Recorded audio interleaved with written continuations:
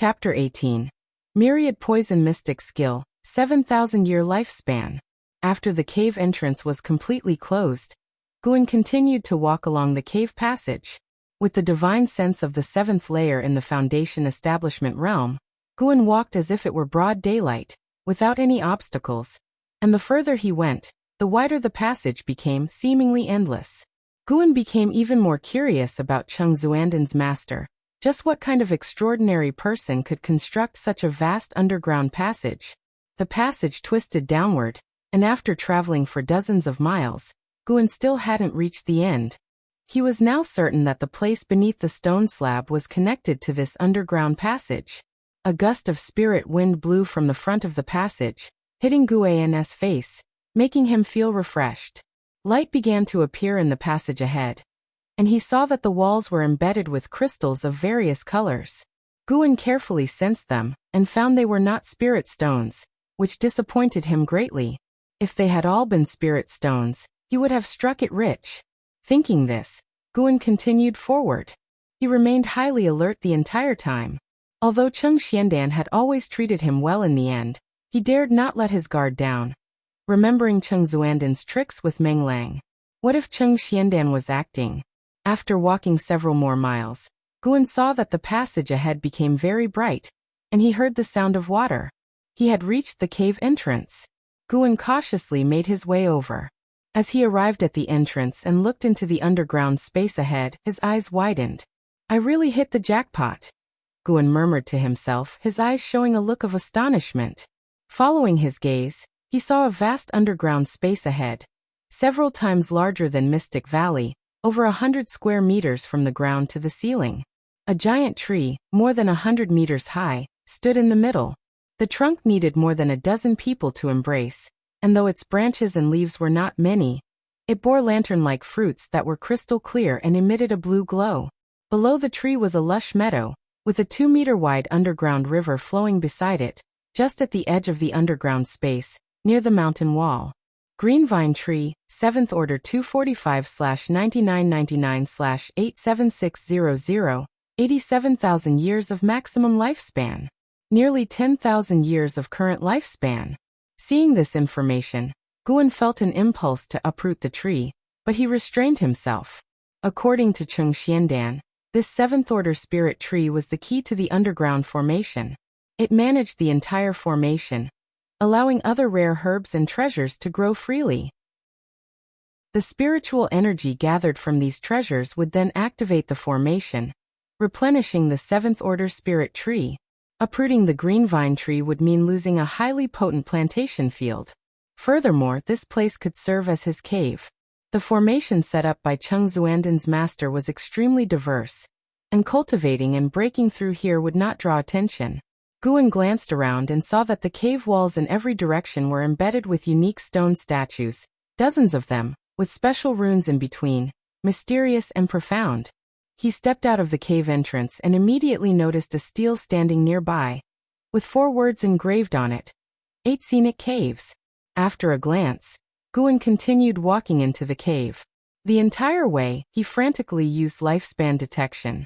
Everywhere he looked, there were 3rd and 4th Order spirit grass and spirit flowers. The closer he got to the green vine tree, the higher the rank of the herbs, dazzling his eyes. With such a large treasury hidden away, Qiong Xuandan still couldn't establish his foundation? Guan didn't know whether to feel sorry for Qiong Xuandan's poor aptitude, or for his insufficient alchemy skills. Even if his alchemy skills were lacking, he could sell some herbs to get spirit stones or ask the alchemists of the Supreme Sect for help. In Guan's view, in a sect like the Supreme Sect, it shouldn't be difficult to create a Foundation Establishment Realm cultivator with enough resources. Of course, there was another possibility. Qiong Xuandan was afraid of revealing his identity. Guan walked to the green vine tree and stood beneath it, feeling the majestic and vibrant aura of the tree. He circled the green vine tree and noticed that the 8 scenic caves had not just one entrance but 8. He suspected that one of these entrances connected to the stone slab he had previously discovered. For the time being, he had no intention of exploring the other entrances. He turned around and took out the 100 herbs collection from his storage bag, starting to compare it herb by herb. If any were mature, he would harvest them directly. The harvested herbs could be taken to the outer sect to exchange for more high-rank seeds, ensuring continuous development. The thought excited Guan. An hour flew by, and Guan had already harvested over 130 third-order medicinal herbs, crazily collecting more than 900 years of lifespan, pushing his total to over 5,000 years. This demonic cultivator identity was worth it. Guan felt exhilarated. There were so many medicinal herbs in the 8 scenic caves, and he had only harvested a tenth of them, and those were the lowest grade herbs. From now on, this would be his cave, his secret base. Just as Guan was about to bend down to pick another herb, he suddenly heard a noise. He immediately turned around, his gaze fixed on a distant entrance. The entrance was pitch black, looking eerie and terrifying. Guan moved to the side. Not all the grass on the ground was medicinal herbs. There were also ordinary weeds. He suspected a battle was about to occur, so he needed to move to avoid damaging his herbs. Those were his life. Guan walked toward the underground river, his eyes continuously fixed on the entrance. Soon, footsteps and heavy breathing emanated from the entrance, as if a wild beast were about to charge out. A foot stepped out of the darkness. When Guan fully saw the newcomer's true appearance, he frowned. It was Meng Lang. At this moment, Meng Lang looked disheveled, his clothes tattered, his feet bare, and his neck covered with blood veins. His face was red as if scalded, his eyes filled with blood, and he exhaled white breaths. Roar! Meng Lang roared at Guan and lunged at him. His speed was extremely fast, closing the distance between him and Guan. Guan advanced instead of retreating, stepping forward to meet him. The distance between them rapidly shortened, and grass clippings flew everywhere along the way. Meng Lang leapt, trying to pounce on Guan. Guan sidestepped, ramming his knee into Meng Lang's abdomen, sending him flying back. Guan frowned even more tightly. His right leg felt slightly numb. Goodness! How did Meng Lang become so tough? Guan felt that even the demon of greed wasn't as tough. Although he hadn't used his full strength or any spiritual power, he could make a rough judgment. He had held back to see if Meng Lang could still be saved. He shook his right leg and charged at Meng Lang again. Meng Lang fell onto the grass, seemingly unaware of pain, immediately getting up to pounce on Guan again. Guan planted his right foot, forcing his body to stop abruptly. His left leg followed, and spiritual power flowed into it as he performed the Gale Shadowless leg. Gusts of wind rose from the ground, and leg shadows continuously landed on Meng Lang, sending him flying once more. After landing, he rolled for a dozen meters before coming to a stop. His limbs showed obvious signs of distortion. He tried to get up, but the next second he fell again, his forehead hitting the grass heavily. Guan withdrew his leg, a curious look appearing on his face.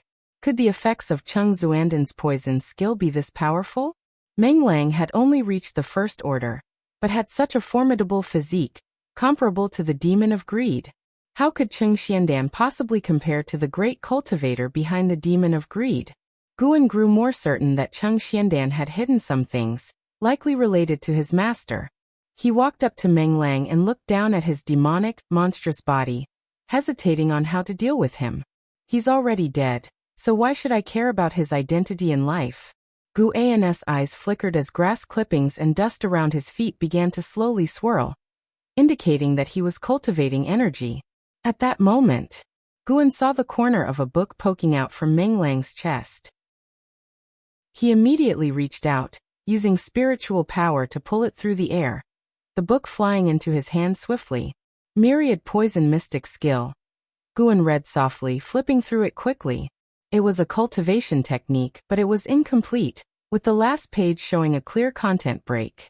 Apart from the initial technique of Immortal cultivation, it also recorded 5 kinds of poison skills, each with illustrations. After comparing, he finally found the poison technique afflicting Meng Lang. Flame Corpse Poison.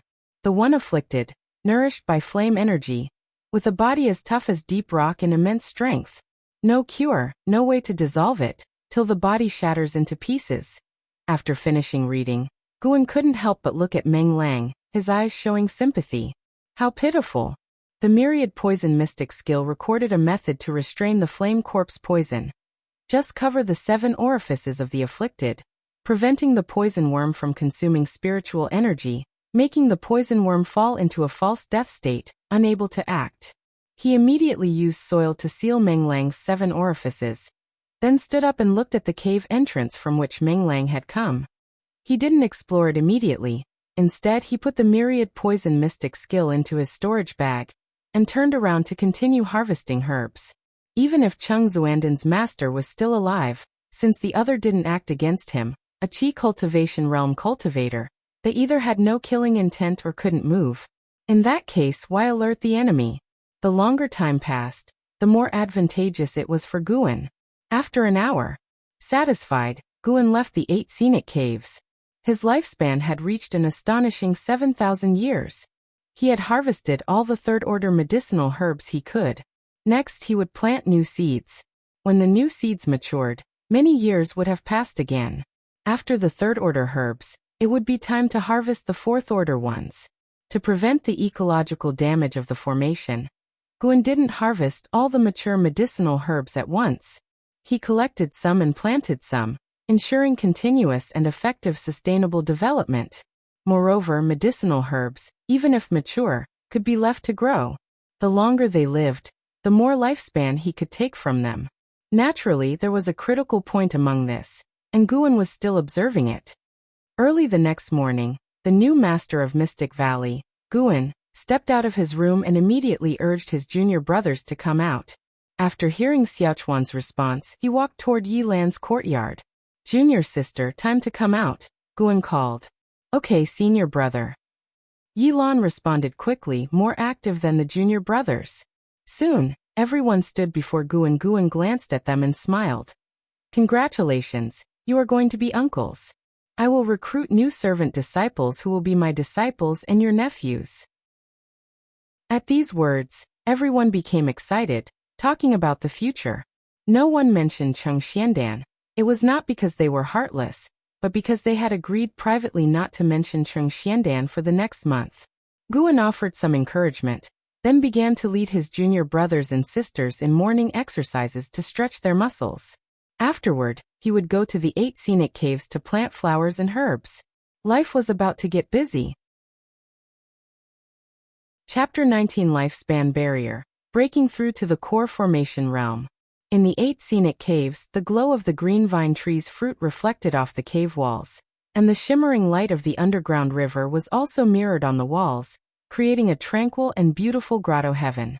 Guan walked to the green vine tree, turned around, placed his hands on his hips, and looked at the area he had planted, a satisfied smile appearing on his face. One reaps what one sows. Immortal cultivation and farming were the romance he pursued. All the fighting and scheming should stay far away from him. Guan felt self-satisfied as his gaze shifted. He wanted to build a pavilion in the 8 scenic caves so he could occasionally hide here to rest. He was still young now, but in 50 or 60 years, he could learn from Cheng Xiandan, making the first disciple manage everything while he enjoyed life. However, it was still early for his first disciple. After all, Medicine Valley was his foundation. He had to find the right person. It wasn't just about being the first to become his disciple and handling all matters. Many plans emerged in Gu An's mind. First, he needed to nurture a deputy valley master. Xiaochuan was worth considering, low aptitude but honest, though too blunt in speech and demeanor. Lu Jujia would eventually go to the outer sect, so he was excluded directly. Yilan.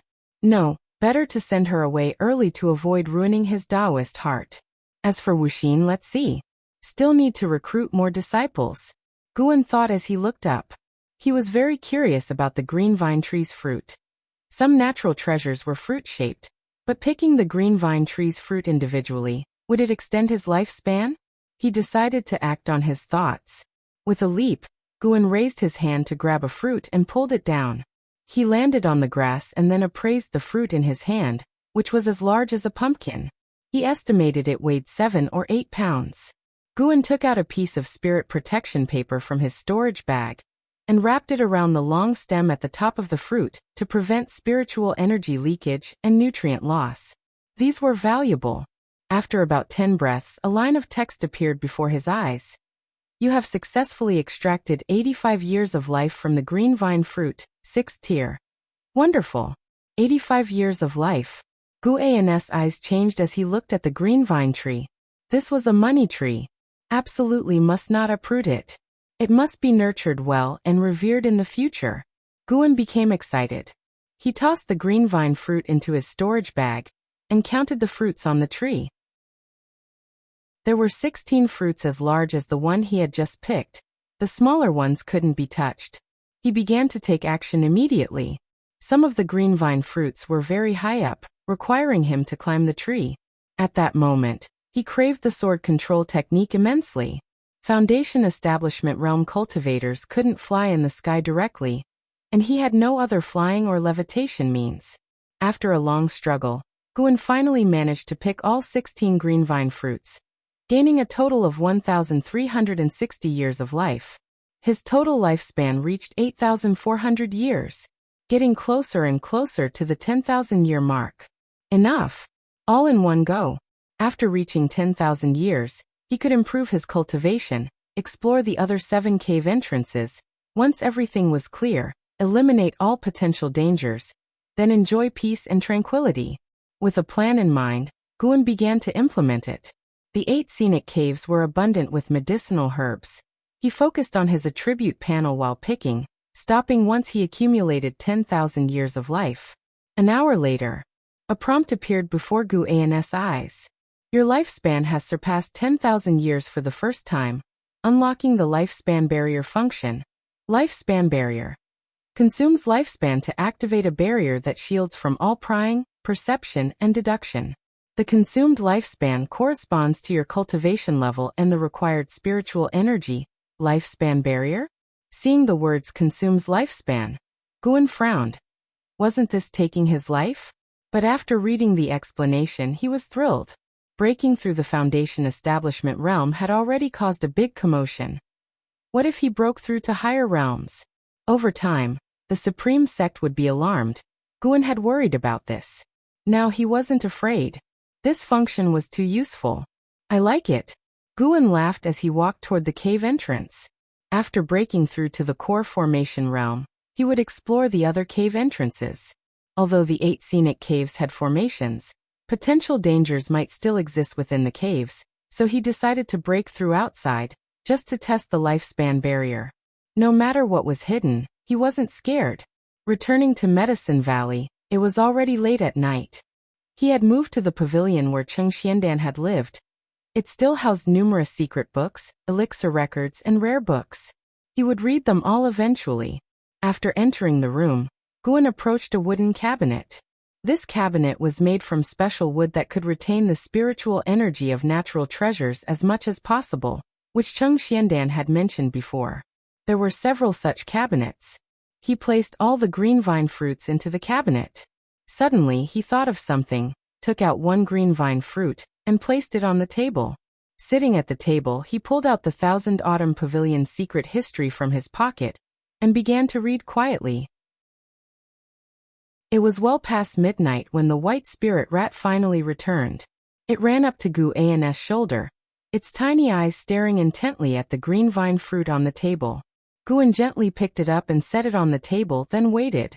The white spirit rat approached the green vine fruit, sniffed, then began to nibble gently. Unclear about the green vine fruit's effects, as the 100 Herbs collection didn't document treasures above the 5th tier, Guan had to test it with the white spirit rat. He let the white spirit rat choose. It was a spirit beast. If the fruit were poisonous, it should be able to smell it. If it couldn't, Guan would bury it properly. The green vine fruit was 10 times the size of the white spirit rat, making it difficult for the rat to nibble. Guan didn't assist it. Finding waiting boring, he decided to break through that night. Guan stood up and left the pavilion stealthily, leaving Mystic Valley and heading west, crossing mountains and valleys, traveling nearly 20 miles. He first jumped onto the top of a tall tree, observing in all directions to confirm no cultivators were around. Then he sat on a grassy patch between the mountains to meditate. Having not advanced his lifespan for a while, he was quite eager. With the lifespan barrier, he could cultivate without worries this time. Let's try 1,000 years first. Guan thought lavishly, sitting on 10,000 years of life. What was 1,000 years at once? A mere drop in the bucket. He directed 1,000 years of lifespan towards his cultivation level to cultivate and advance.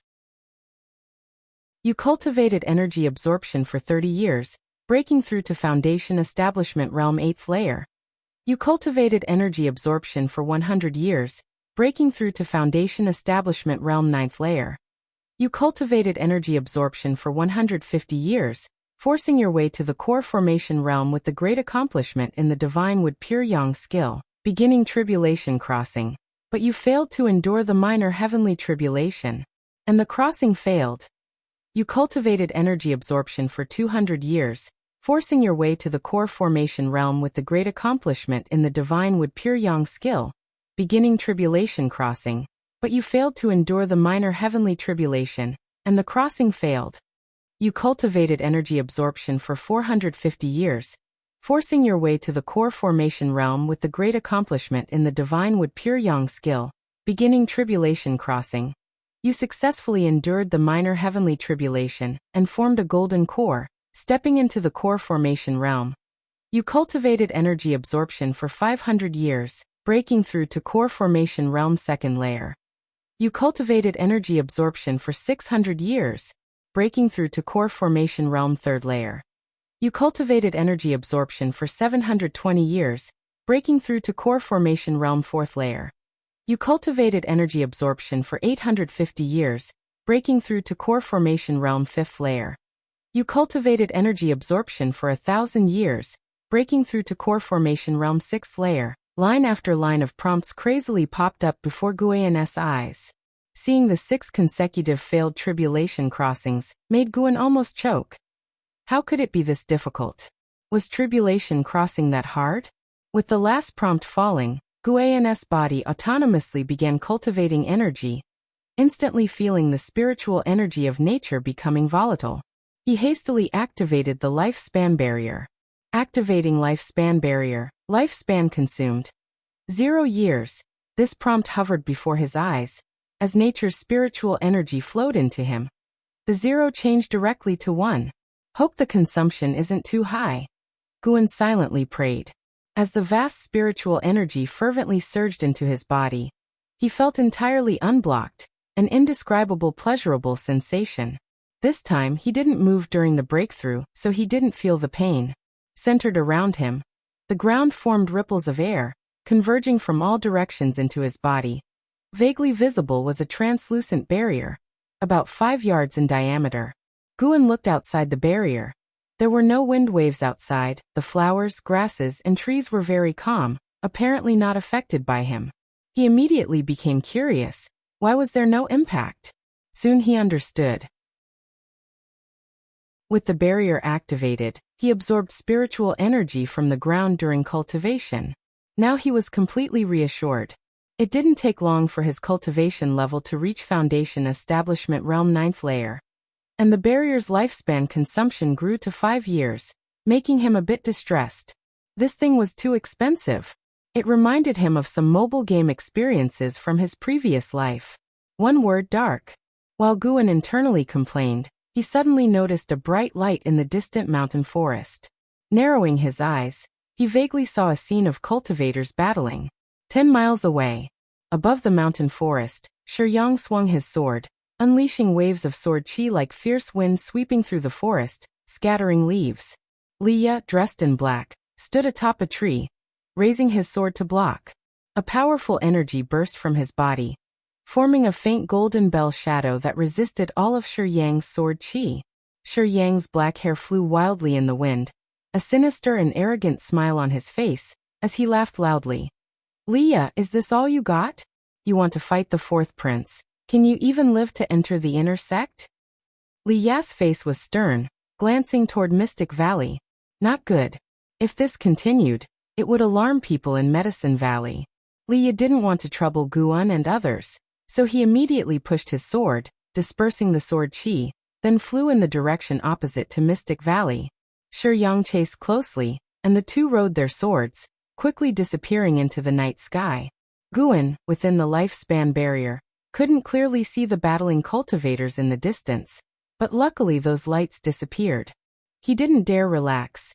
The lifespan barrier could shield prying, perception, and deduction, but it didn't become entirely invisible.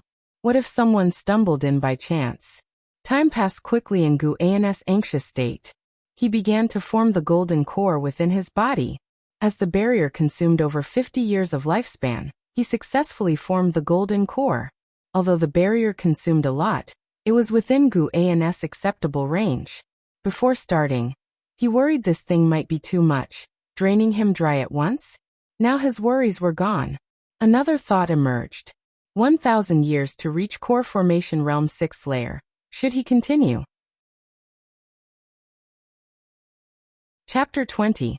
Spirit Root Transformation, Nascent Soul Realm Cultivator. The night sky was silent, occasionally filled with the cries of birds, and the mountain forest lay quietly in the darkness. Guan meditated within the lifespan barrier, appreciating the moonlight. Tonight's moon was so beautiful, just like his mood. His cultivation level had already reached the 4th layer of the Core Formation Realm, and he was getting closer to the end. He planned to continue investing until he broke through to the Nascent Soul Realm, and then acquire an ultimate skill, as the Gale Shadowless leg could no longer satisfy him. What kind of great cultivator in the Nascent Soul Realm uses leg techniques? He needed a sword. Guan decided to favor the 7 swords of the Li family. With the cultivation level of the Nascent Soul Realm, he also needed attacking techniques of the Nascent Soul Realm. Yes, let's assume that Qiong Xuandan's master was a great cultivator in the Nascent Soul Realm. Guan had to overestimate his opponent as much as possible to reduce the chances of defeat. After the cultivator he previously fought with left and did not return, Guan's heart was completely at ease. He was already a Core Formation Realm cultivator, and in the outer sect he could walk unchallenged. Even if someone suddenly broke in, they wouldn't withstand a single kick from him. 5th layer of the Core Formation Realm. His cultivation level increased again, and Guan's divine sense also became stronger along with it. The Core Formation Realm was completely different from the Foundation Establishment Realm. They were worlds apart. The spiritual power was vastly different, and the divine sense disparity was also immense. Now Guan's divine sense could converge into a powerful impact. Reaching the Core Formation Realm made him feel like a true cultivator. If the Core Formation Realm was like this, how powerful would the Nascent Soul Realm be? Guan could not wait to invest his lifespan. He had to wait patiently. After his cultivation level broke through to the 6th layer of the Core Formation Realm, he then brought up his attribute panel. His gaze was involuntarily drawn to the spirit roots. He once tried to enhance his spirit roots, but the results were negligible. This caused a psychological shadow, fearing it was a bottomless pit. Thus, he redirected his lifespan elsewhere. And deducing cultivation techniques could also improve spirit root qualifications. Now that he was strong enough and his lifespan was abundant, it was time to retry enhancing his spirit roots. After some time, when his cultivation level stopped increasing, Guan directly invested 2,000 years of lifespan into his spirit roots. You have invested 2,000 years of lifespan into evolving and cultivating your spirit roots. You comprehend the essence of heaven and earth for 100 years, and your perception power of the 5 elements spirit root increases. You comprehend the essence of heaven and earth for 200 years, and your perception power of the 5 elements spirit root increases. You comprehend the essence of heaven and earth for 1,000 years, finally capturing a trace of the heaven and earth true meaning.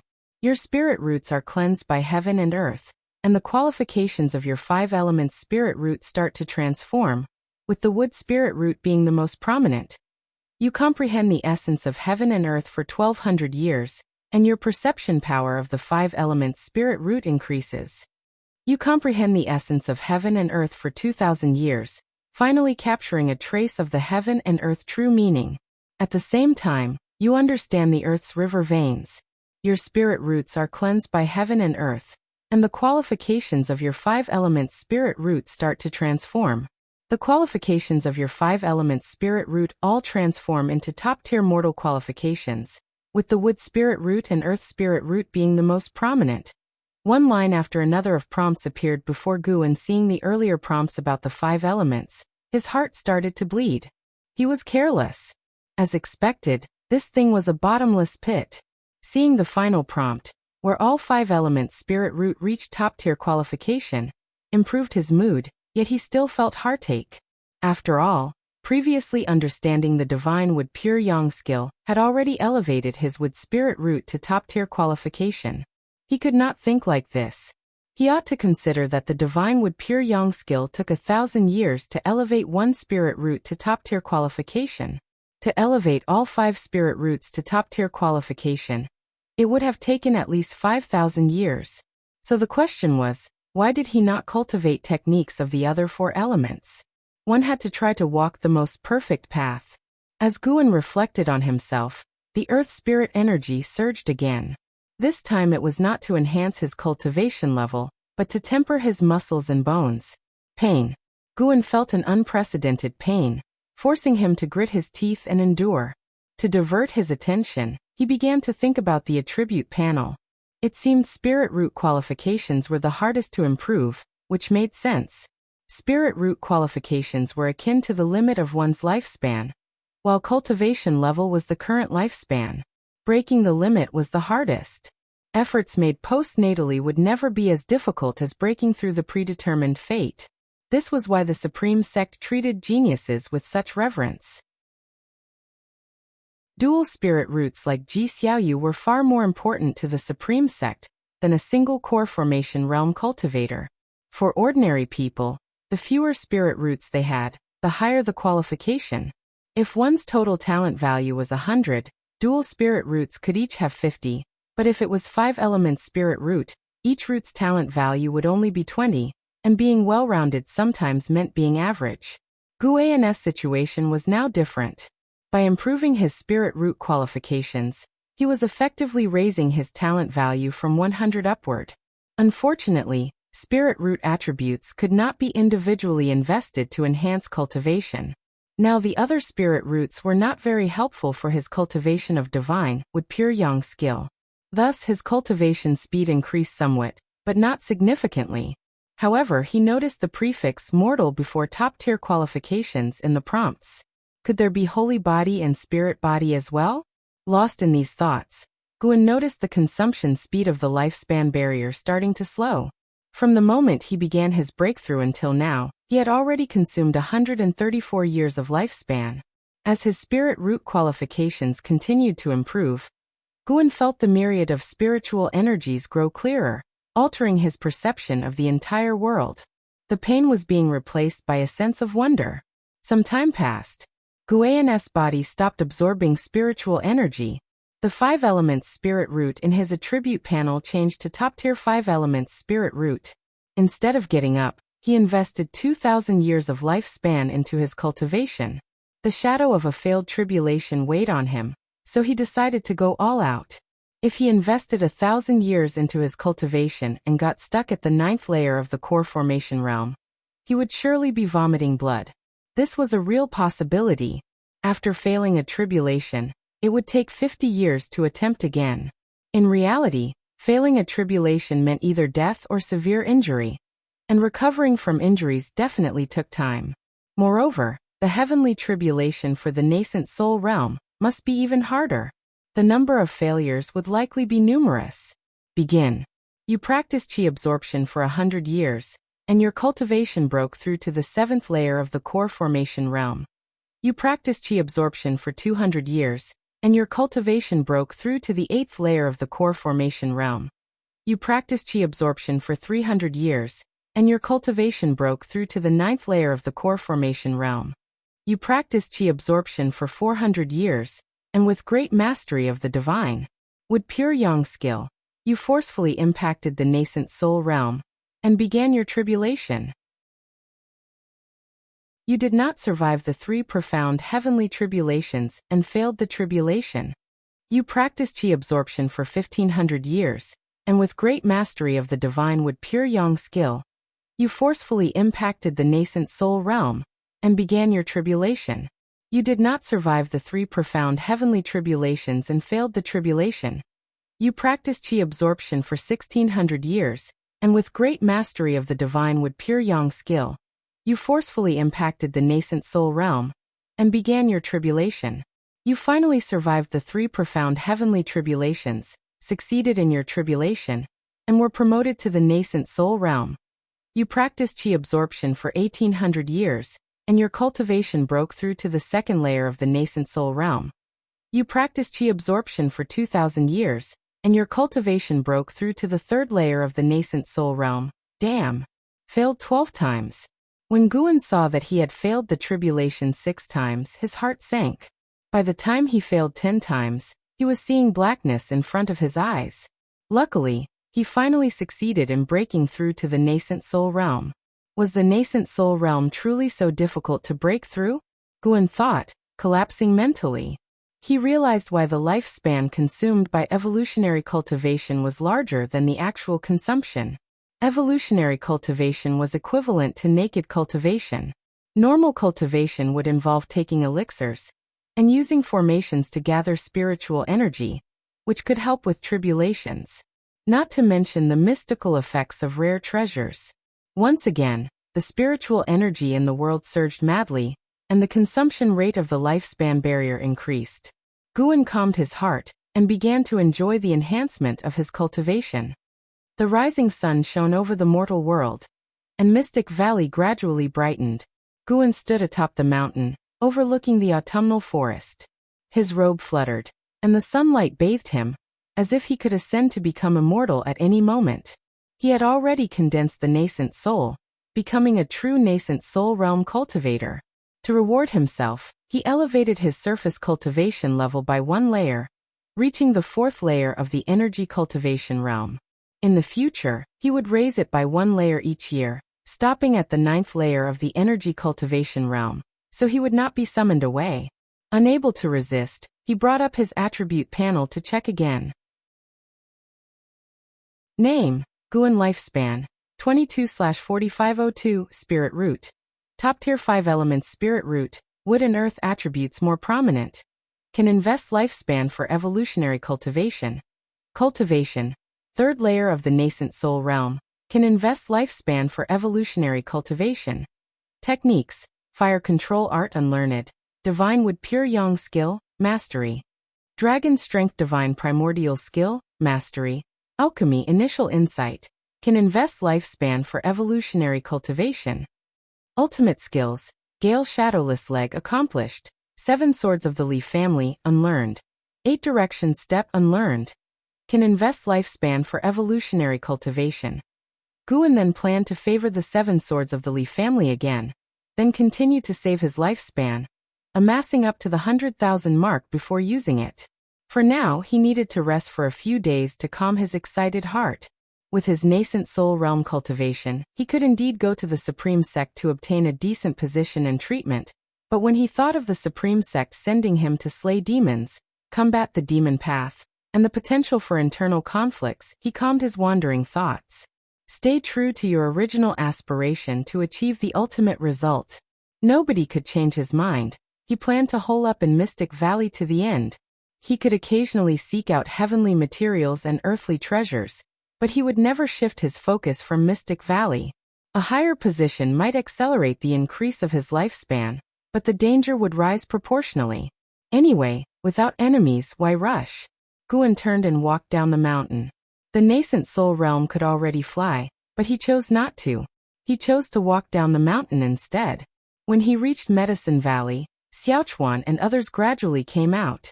Senior brother, you were up the mountain so early? Yilan greeted Guan. She oddly felt that today's senior brother looked even more attractive. Guan smiled and said, I went to check on the seeds. Today you will lead their training. Yilan nodded in agreement and wanted to ask more, but Guan had already headed towards the pavilion. Not far away, Wuxia watched Guan's figure, thinking to himself, there must be some mystery in the mountain forest. I will definitely find it. Guan walked up the stairs and pushed open the door. As soon as he entered, he saw the white spirit rat lying on the table, its body swollen like a balloon, while the green vine fruit had disappeared. Still breathing, not dead. He immediately used lifespan detection on the white spirit rat. White spirit rat, first order 12/120/180 Its lifespan had increased by 70 years. Initially, The white spirit rat's lifespan was only 50 years. Was the effect of the green vine fruit this potent? Guan immediately went to the wooden cabinet, took out a green vine fruit, and started to eat. Chapter 21. Liya returns, divine weapon of the Li family. Guan took his first bite of the green vine fruit, and immediately felt a surge of warmth spread through his body. It's working. He began devouring it in big bites, and in no time, the large green vine fruit was completely consumed. As he digested, he pulled up his attribute panel, eagerly awaiting an increase in his lifespan. However, he waited for an entire hour. There was no increase in his lifespan at all, but his qi blood did strengthen considerably, and his physical strength improved. What's going on? Is my realm too high? Or is this fruit only suitable for spirit beasts and demon beasts? Guan wondered to himself. He looked at the white spirit rat on the table, which was still sound asleep. Its lifespan hadn't increased further, but its aura was steadily rising. Let's wait a bit longer. The white spirit rat slept for 3 days. When it woke up, it had grown to the size of an adult cat. It jumped into Guan's arms, nuzzling him affectionately, but its eyes were fixed on the cabinet behind him. No more eating. Reading a book, Guan huffed. If it continued to grow, it would certainly cause trouble. Xiaochuan and the others would be curious. Likely Lu Jiojia and Yi Lan would soon join the outer sect, and Guan did not want them to know too many of his secrets. The white spirit rat looked at Guan pitifully and even nodded, which made Guan's eyes widen. It understood. Guan pointed to the side with his right hand and said, "Come over here." The white spirit rat immediately jumped over without any hesitation. He continued to give instructions, and as long as they weren't complex, the white spirit rat could follow them all. This made him grow even fonder of it. Finally, a bit of the demeanor of a spirit beast, Guan picked up the white spirit rat and left the house with it. It was autumn, and the various gardens were filled with piles of fallen leaves. Xiaochuan and the others were busy cleaning, and Medicine Valley felt peaceful. Guan walked down the stairs and put the white spirit rat on the ground. No eating randomly. After he said that, he pointed to the white spirit rat's mouth. It nodded, seemingly understanding, then turned and hopped away. Guan watched with a peculiar look. It behaves like a rabbit? Could it be that it not only increased lifespan but also altered its genes? The first one to notice the white spirit rat was Yi Lan, mainly because she was drawn by Guan's gaze. Then she saw a large white rat running towards her, and her face changed dramatically with fear. "There's a rat demon!" Yi Lan screamed, instantly attracting the attention of Lu Jiojia, Xiaochuan, and Wuxin. When they saw the white spirit rat, they were immediately frightened. They had never seen such a large rat before. "White spirit rat, slow down." Guan's voice came, and the white spirit rat immediately stopped when it heard him.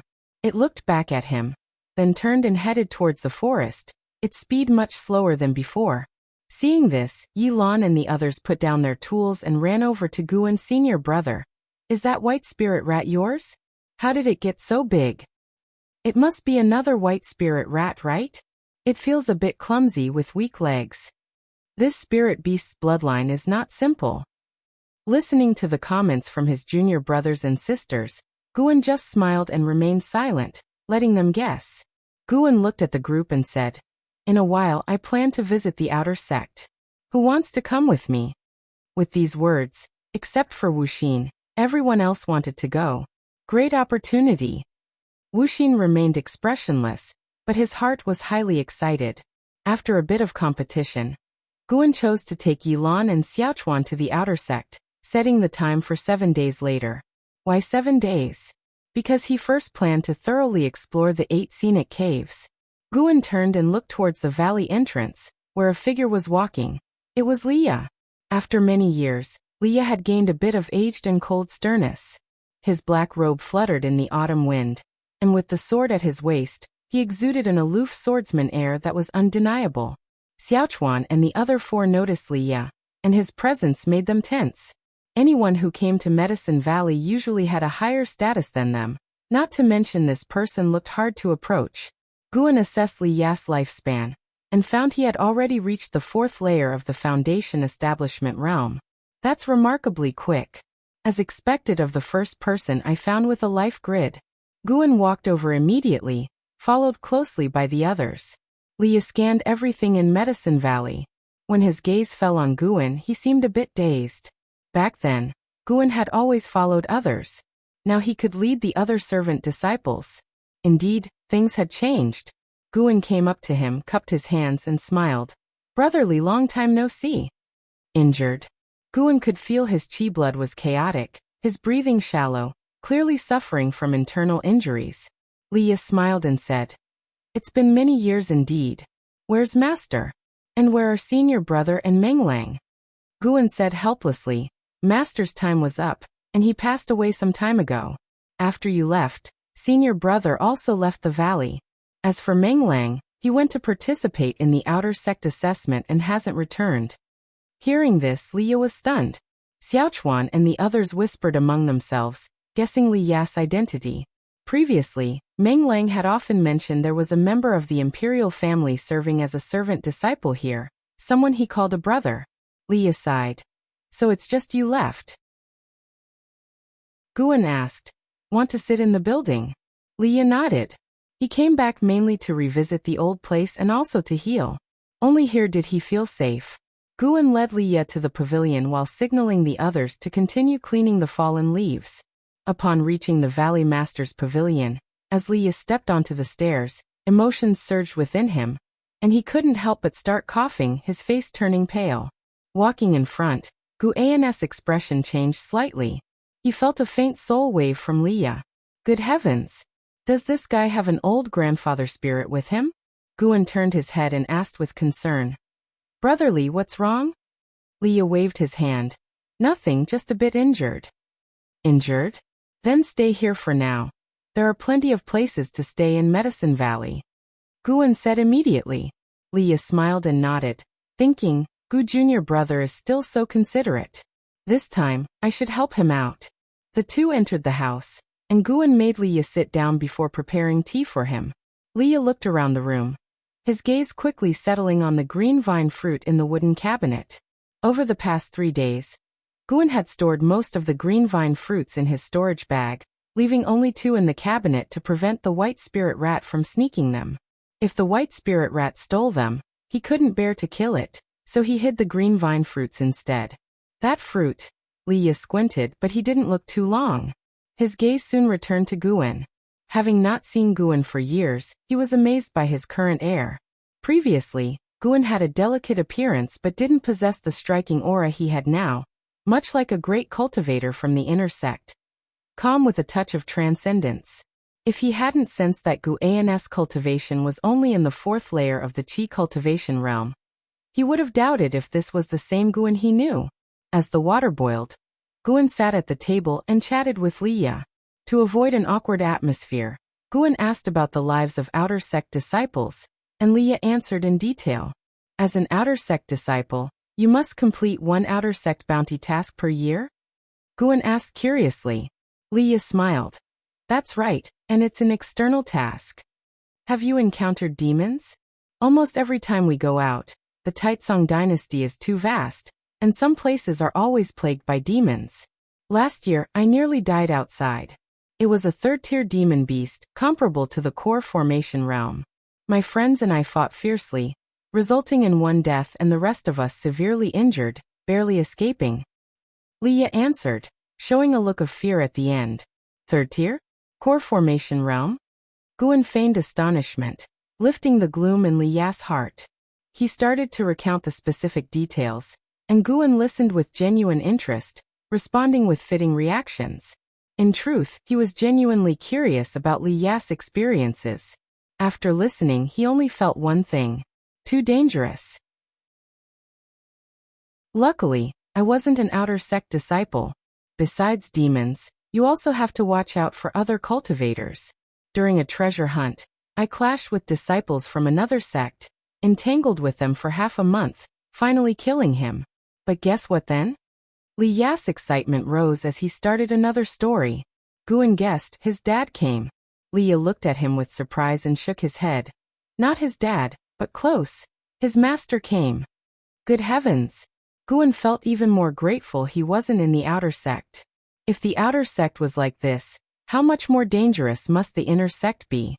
Liye continued explaining his wit battles with the enemy's master, making Guan feel like he was listening to a storytelling session. Quite thrilling. When the water boiled, Guan got up to brew tea. Liye asked casually, "Junior brother, are the fruits in the cabinet left by master?" Guan, facing away from him, replied, "I found them outside. Don't you remember? The white spirit rat is a treasure-hunting rat." Liye raised his eyebrows. It can really hunt treasures? He suddenly wanted to raise a white spirit rat too. After a moment's hesitation, he said, "Junior brother, can you give me one to heal? I won't let you suffer a loss. Do you want a secret book or a magic artifact?" Guan turned, carrying the tea tray to him, and said nonchalantly, "I'll give you one directly. No need to give me anything. What kind of relationship do we have?" Hearing this, Liye felt deeply touched. In the outer sect all these years, though he had friends, they were all based on benefits. No one had ever treated him so kindly, without expecting anything in return. Having said that, Guan walked to the cabinet, took out a green vine fruit, and placed it beside Liya's teacup. His action made Liye even more ashamed. Liye, you looked down on him in Medicine Valley before. Even though you joined the outer sect, you still have to rely on him to save you." Liye mocked himself inwardly. He then raised his hand and took out a treasured sword from his storage bag. The scabbard was green, inlaid with gems, the patterns intricate, exuding an air of wealth and grandeur. The hilt seemed to entwine a dark golden dragon. This sword, placed by Liye on the table, made a crisp, heavy sound. Liye stroked the sword and said softly, "My mother gave it to me. I'll give it to you. This sword might save your life one day." Guan was stunned by the sword. Even though he only saw the scabbard, he felt the power within. After all, he was a Nascent Soul Realm cultivator. He saw more than Liye. Chapter 22, 2000 Years of Evolution, Taicang Divine Shocking Sword. "No, I can't accept it. How could I take the sword your mother left you?" Guan quickly waved his hand, expressing honest concern. Such a treasure sword must have a significant backstory and could bring trouble. Liye lowered his eyes, looking at the scabbard, lost in his own memories. "This sword is called Heavenly Residence. It has been with me since I was 3 years old. Now I cannot fully utilize its power, and I am no longer qualified to use it. Leaving it with you is better. Maybe in this Medicine Valley, it will encounter its destined owner." Guan, puzzled, asked, "Why are you not qualified? This sword can't be related to the imperial family, can it? If so, I dare not accept it." The thought of entangling with the Li family gave him a headache. Indeed, the sword was stunning and to his liking, but he preferred not to have his life disturbed. Liye looked at him and smiled.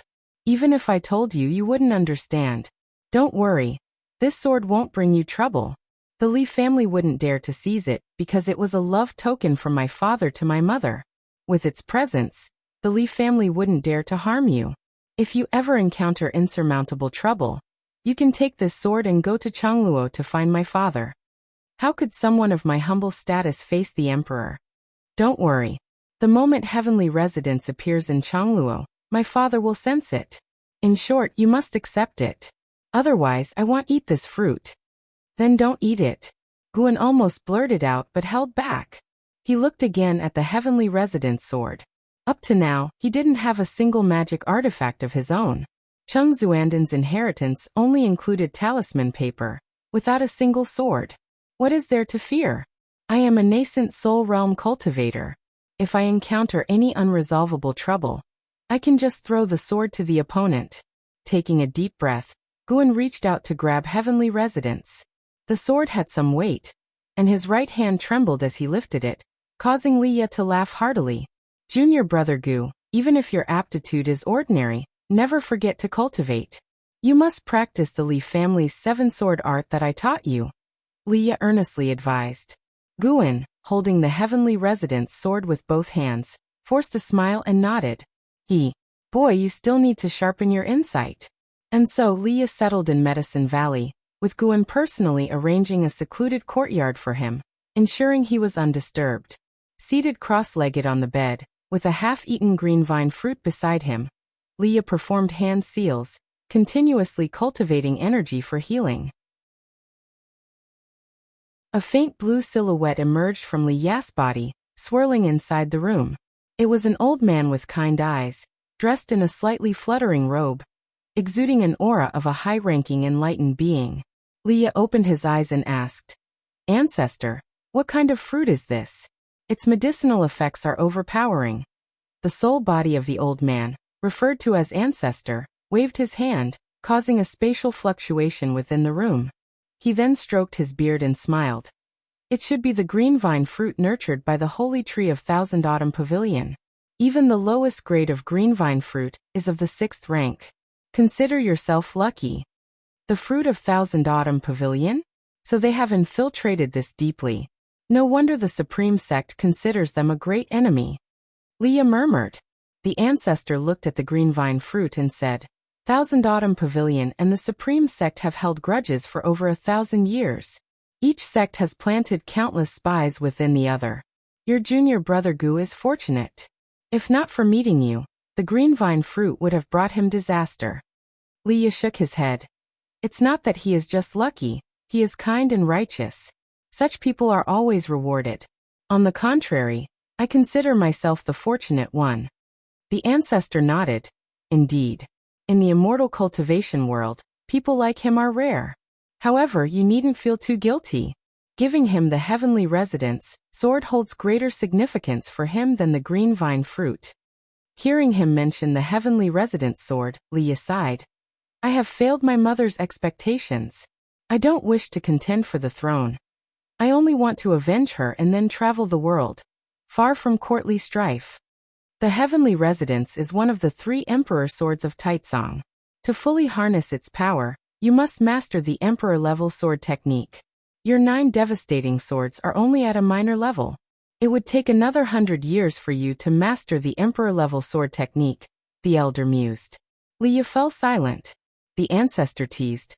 "You couldn't easily defeat that young fellow named Qiong. You must strive harder, knowing that your 4th brother has already reached the core formation realm." Liya took a deep breath and said nothing more, closing his eyes to continue healing.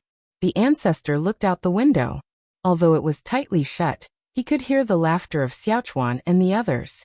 This is indeed a good place, far from worldly disputes. Sadly, those with missions are not meant for such places. Forget it, no more sighing. I should go back to sleep and rest. Deep in the night, Mystic Valley was silent.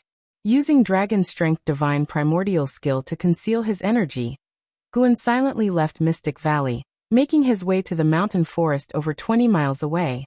Sitting under a tree, he opened his attribute panel, focusing on the Li family's 7-sword art.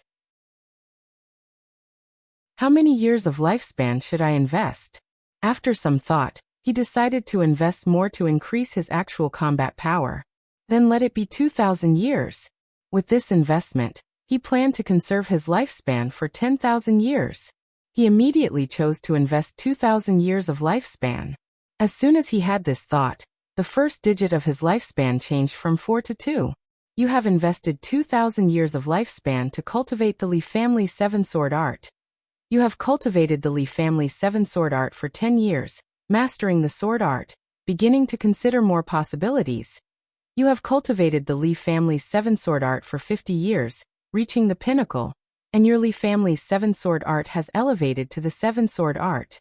You have cultivated the Li family's 7-sword art for 300 years, achieving the pinnacle, and your 7-sword art was elevated to the 9 devastating swords. You have cultivated the Li family's 7-sword art for 500 years, mastering the 9 devastating swords, and have condensed your own sword intent. You have cultivated the Li family's 7-sword art for 1,000 years, reaching the pinnacle with the 9 devastating swords, which was elevated to the emperor-level sword technique. You have cultivated the Li family's 7-sword art for 1,200 years, condensing the heaven and earth imperial energy with your sword intent, enhancing your sword Dao comprehension. You have cultivated the Li family's 7-sword art for 1,800 years, mastering the Emperor-level sword technique, comprehending the true essence of sword Dao, entering a state of enlightenment, and elevating the Emperor-level sword technique to the Taicang Divine Shocking Sword. You have cultivated the Li family's 7-sword art for 2,000 years, mastering the Taicang Divine Shocking Sword, and enhancing your sword Dao comprehension. A series of notifications popped up frenziedly. Upon seeing that the cultivation time had reached 1,000 years, Guan immediately activated the lifespan barrier. He feared alerting the mysterious underground presence and the soul within Li Ya's body. When all notifications concluded, a vast memory surged into his mind, and the ground emanated spiritual energy. However, this spiritual energy did not enter his body but swirled around him, gradually condensing into strands of cold light like sword light, shining with an extraordinary glow in the dark night. Guan entered a state of path enlightenment. It was uncertain how much time had passed before he gradually awakened. At that moment, dawn had not yet broken. Guan first looked at the lifespan barrier's consumption notification. Goodness, merely comprehending the cultivation technique had consumed 300 years of his lifespan. Fortunately, he had completely mastered the Taicang Divine Shocking Sword, reaching an integrating realm and understanding sword Dao, giving him a wondrous feeling. Checking the attribute panel again, he saw that the Li family's 7-sword art in the ultimate skill section had changed to the Taicang Divine Shocking Sword, with the words integrating realm in parentheses. He did not immediately get up but instead took out Heavenly Residence, placing the scabbard horizontally on his legs, his hands pressing on it while his eyes closed. He was sensing the sword intent. Once the sword intent merged with his own, he could conquer this treasure sword. The interior of this treasure sword unexpectedly had many restrictions, like a series of magical checkpoints awaiting the sword master to breach using divine sense and spiritual power. Guan did not understand restrictions, but fortunately, he already had his own sword intent. His sword intent penetrated through the restrictions. An hour later, Guan stood up, putting the Heavenly Residence into the storage bag, and then walked towards Mystic Valley. With a step out, he immediately floated in midair, gathering sword chi beneath his feet, traveling on the sword. Upon reaching a distance of about 10 miles from Mystic Valley, he landed and continued to walk on foot, concealing his energy to the utmost. The night gradually passed, and the eastern sky began to show a pink hue. Morning arrived. Li Ya pushed open the door. Greeted by the sunrise, he stretched lazily, feeling refreshed. The medicinal effects of the green vine fruit were truly powerful. He no longer felt discomfort and sensed that he would be fully healed in a few days. Li Ya smiled, looking at the lawn next to the far garden where Guan was leading the junior brothers and sisters in exercises. The slow, rhythmic movements piqued Li Ya's curiosity. Though the movements were slow, he felt an inexplicable subtlety in them. Immediately, Li Ya walked over, arriving beside Guan, who greeted him with a nod in response. "What are you practicing?" Li Ya asked curiously. Guan smiled and answered, "I learned this from an old man in my childhood. It helps strengthen the body and keep a good mental state. I practice it with them daily to ensure they start the day with a good spirit."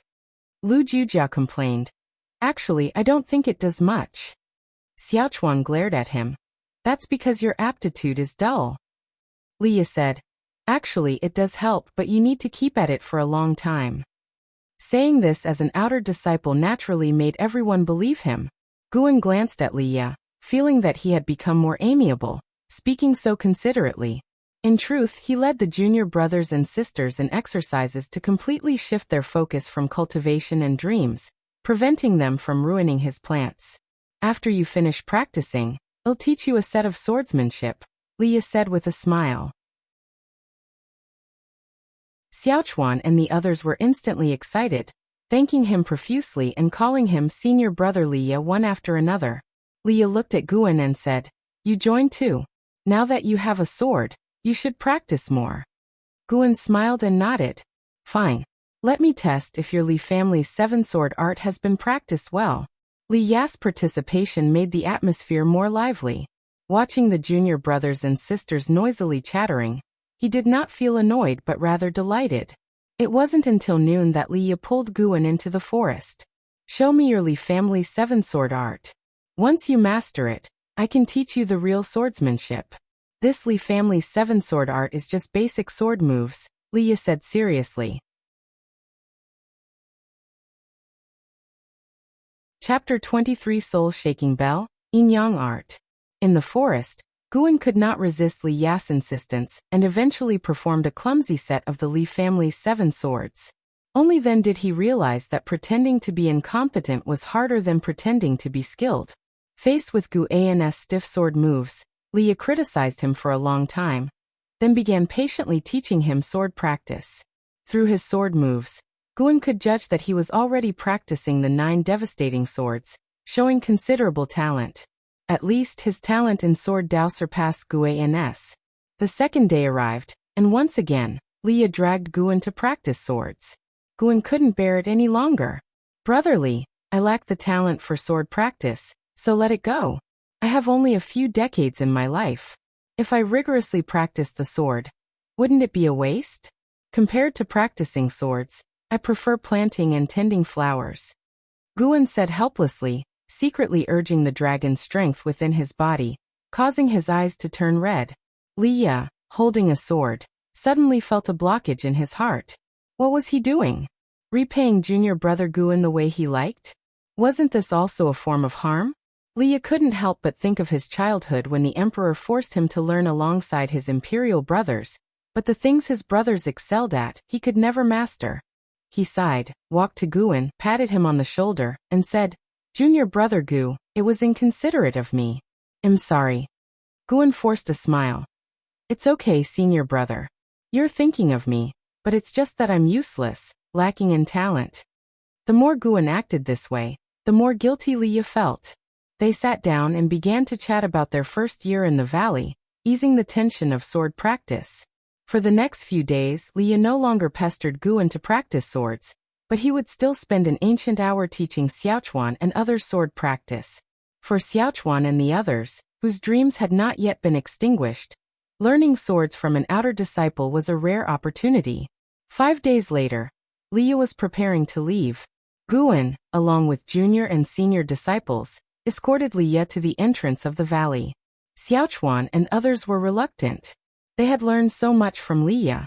Senior brother, this place will always be your home. Come back often. Guan said with a face full of reluctance. Home? Ripples arose in Liya's heart, but his face maintained a serene smile. Yes, I will come back. After saying that, he turned and left. Dressed in black, he moved through the forest like a black flame, burning fiercely, with the autumn wind unable to extinguish his fire.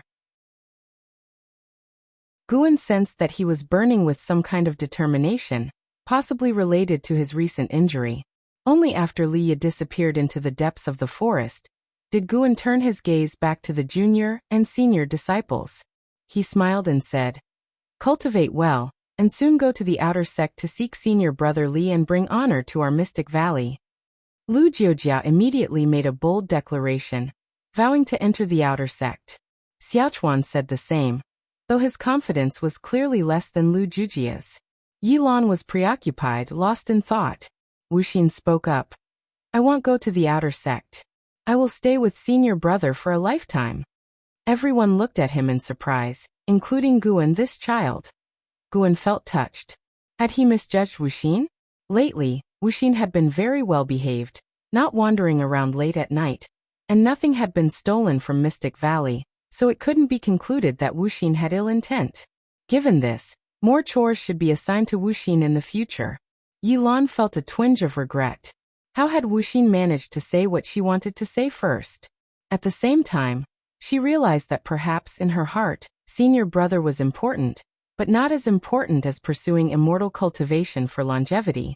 Lu Jiujia couldn't help but mock Wuxin for being so sycophantic, and soon, Xiaochuan, Yilan, and Wuxin started arguing with him.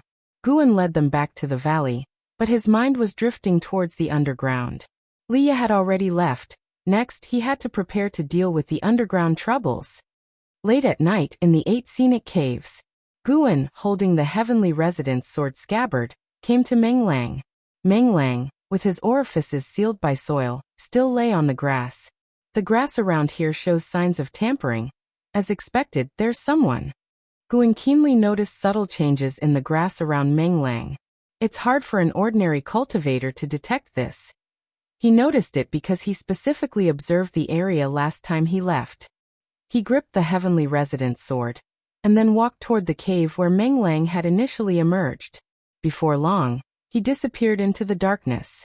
This tunnel was dim, with few crystal stones.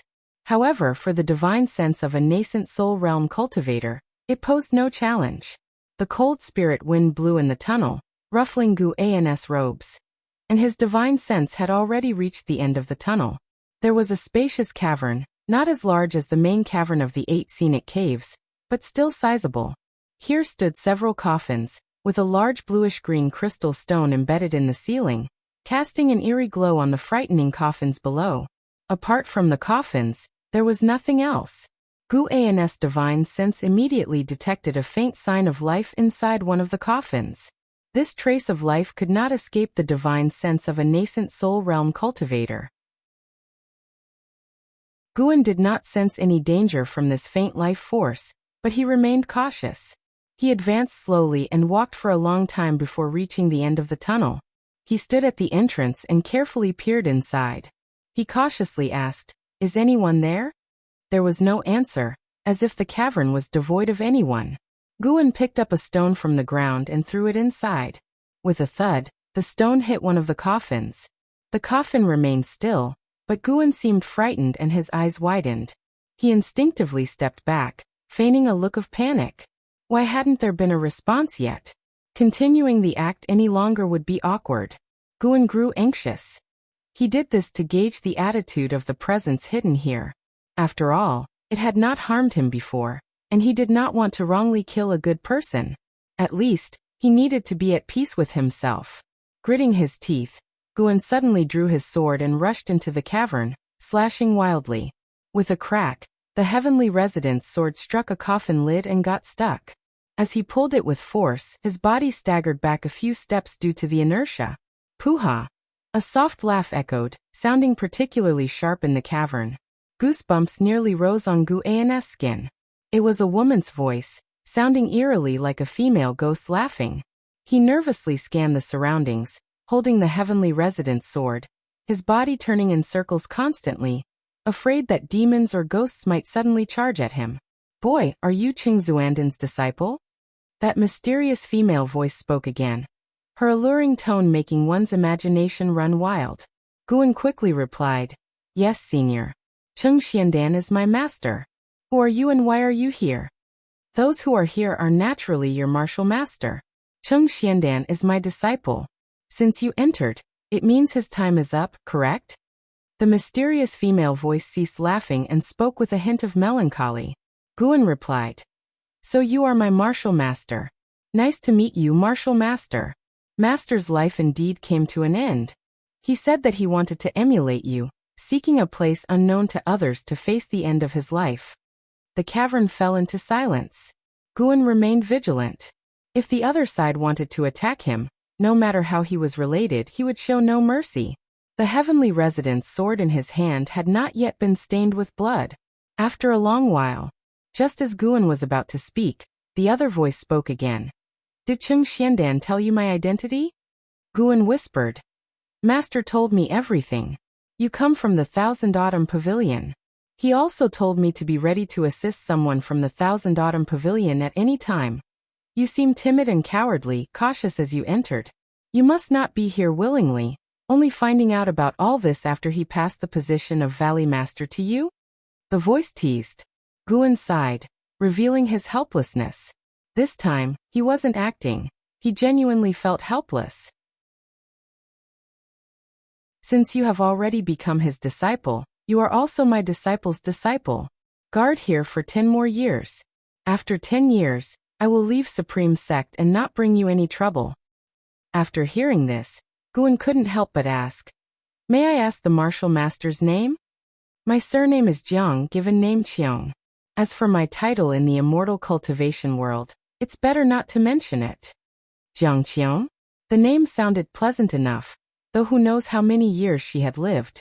While Guan was pondering, A coffin in front suddenly opened, startling him to the point of raising his sword. 2 items flew out of the coffin and landed before him. He looked down and saw a small black bell and a secret book. Consider this my gift to my disciple's disciple, the soul-shaking bell. It can repulse all myriad poison mystic skills poison spells. As long as you shake it, all corpse poisons in this cave will heed your command. The book is my technique of immortal cultivation, the Yin Yang art. The Yin Yang art includes the spell to refine the soul-shaking bell, something not even your master could learn. Qiong's voice came again, sounding somewhat fatigued. Guan immediately bowed in gratitude, unable to resist asking. Disciple's talent is mediocre. Why do you treat me so well, martial master? He mediocre talent? Boy, though it's unclear what miracle skill you practice, your actual cultivation level is certainly not limited to the 4th layer of the energy cultivation realm. You should have already entered the foundation establishment. To achieve foundation establishment at such a young age makes you a genius. The fact that you can suppress your arrogance, hiding as a servant disciple in the outer sect, hints at a burdening secret, but at least it shows you are quite resistant to supreme sect. Your talent satisfies me, and your behavior aligns with my taste. Cultivate well, and I'll teach you more spells later. Once you inherit my mantle, I'll recommend you for the status of true disciple in the Thousand Autumn Pavilion. Qiong resumed her previous alluring laughter, causing Guan's face to change. Feeling exposed and somewhat embarrassed. Taking a deep breath, Guan said, "Thank you, martial master. If you have any instructions, please tell me at any time." After speaking, he bent down to pick up the soul-shaking bell and the Yin Yang art before turning and leaving. Qiong's voice no longer echoed in the cavern, and Guan quickly returned to the 8 scenic caves. Sitting under a tree, he began to study the Yin Yang art. He contemplated whether Qiong harbored any ill intentions. Just 10 years wasn't too worrying. He wasn't just a nascent soul realm cultivator. He also mastered the Taicang divine shocking sword. Qiong clearly wasn't a good person. She only feared Guan's foundation establishment realm's strength. In 10 short years, how could she go from fearing the foundation establishment realm to effortlessly suppressing the nascent soul realm? She hadn't just hidden here. According to Cheng Xiandan, she had been dead for 70 years. During these 10 years, he needed to find ways to learn more spells and secret books from her. If she behaved and departed in 10 years, Guan wouldn't have to resort to betrayal. If she harbored ill intentions, Guan would have to let the heavenly resident's sword taste blood. Chapter 24. Qiong of Core Formation Realm 9 Layers. Spring passed and autumn came. 5 years flew by in the blink of an eye. In these 5 years, Guan continued his plan of dedicating a year of his life every night, resulting in an expenditure of over 1,800 years of his life over the 5 years, and his cultivation realm reached the 8th layer of the Nascent Soul Realm. After surpassing the 5th layer of the Nascent Soul Realm, the time required for each subsequent subrealm doubled, and Guan, who was in the process of transformation, could only train rigorously, taking even more time. Presently, he had a remaining lifespan of about 10,200 years. The addition of the 8 scenic caves increased his annual lifespan income. 5 years passed, and 3 more servant disciples joined Mystic Valley, all of whom became disciples of Guan. 2 males and 1 female, named Tang Yu, Su Han, and Zhen Qin in order of age from oldest to youngest. Guan no longer selected disciples based on qualifications. He chose those with mediocre qualifications to avoid trouble. Their maximum lifespan was around 200 years, and on this basis he chose disciples who appealed to him. On this day, at the mouth of the valley, Xiaochuan, Yilan, Wuxin, Tangyu, Suhan, and Zhenqin surrounded Lu Jiojia. "Senior brother, I wish you success. Uncle Master, don't forget us when you go to the outer sect. Don't worry, Medicine Valley has me. If you fail, I'll definitely laugh at you." Today was the day Lu Jiojia was going to the outer sect for the assessment. Guan cut a green vine fruit into 4 parts and distributed them to the 4 junior brothers and sisters, significantly boosting their cultivation level, with Lu Jiojia being the first to reach the 9th layer of the Qi cultivation realm. It was worth mentioning that ever since consuming the green vine fruit, Wuxia had completely calmed down, practicing diligently in his room every night without wandering the mountains. He also became more hardworking in his tasks. The 23-year-old Lu Jiojia was full of high spirits. He looked towards the pavilion where his senior brother lived, and saw his senior brother standing by the window watching him, which warmed his heart. "Wait for my good news, I won't let you down, senior brother," Lu Jiojia said with a proud smile, then turned and left. With years of practice in the residual wind leg, he felt he could make a name for himself in the outer sect.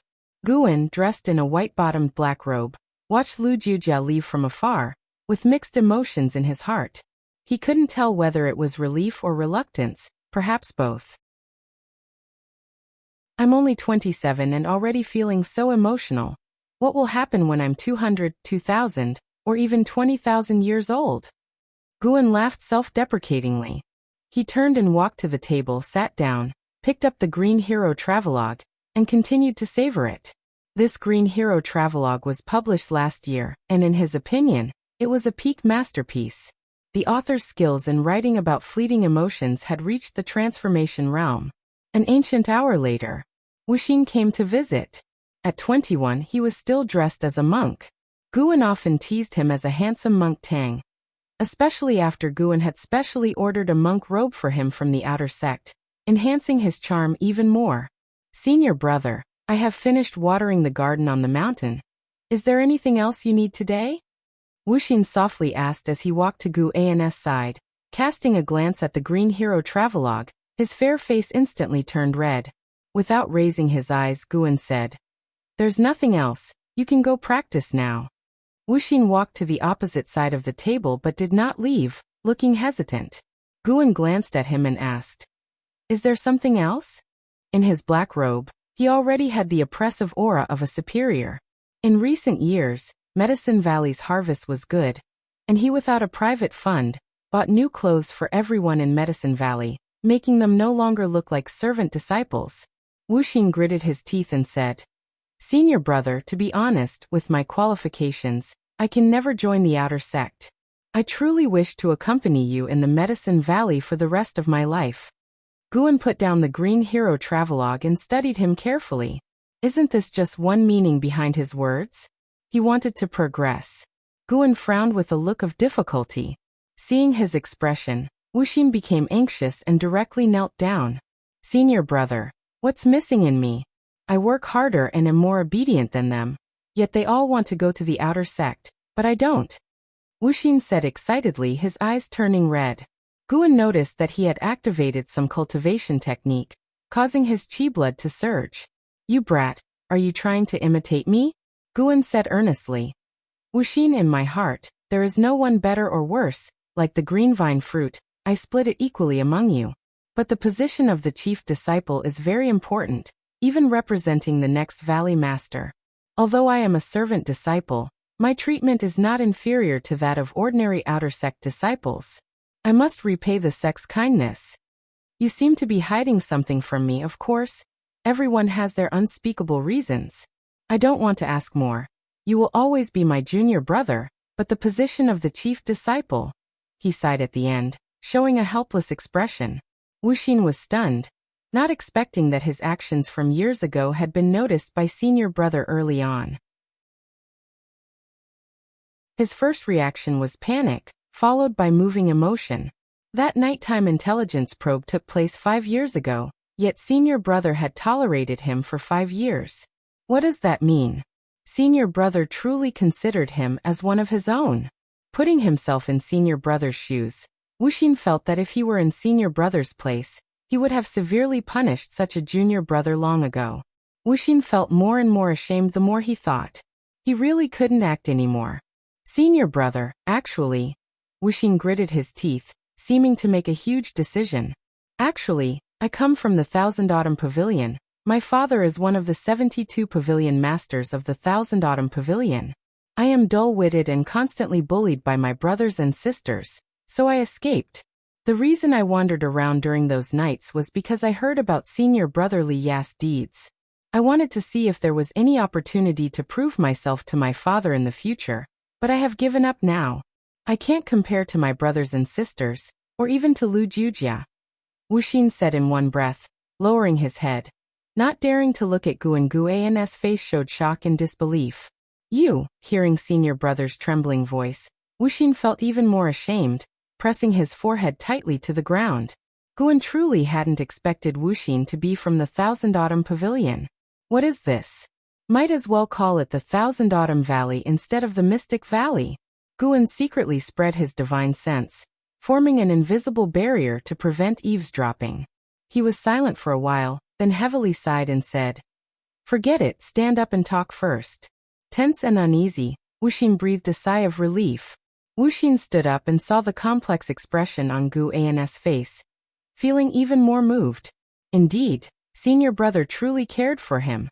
"I'm not very familiar with the Thousand Autumn Pavilion. I heard it's a demonic sect?" Guan asked, taking a deep breath.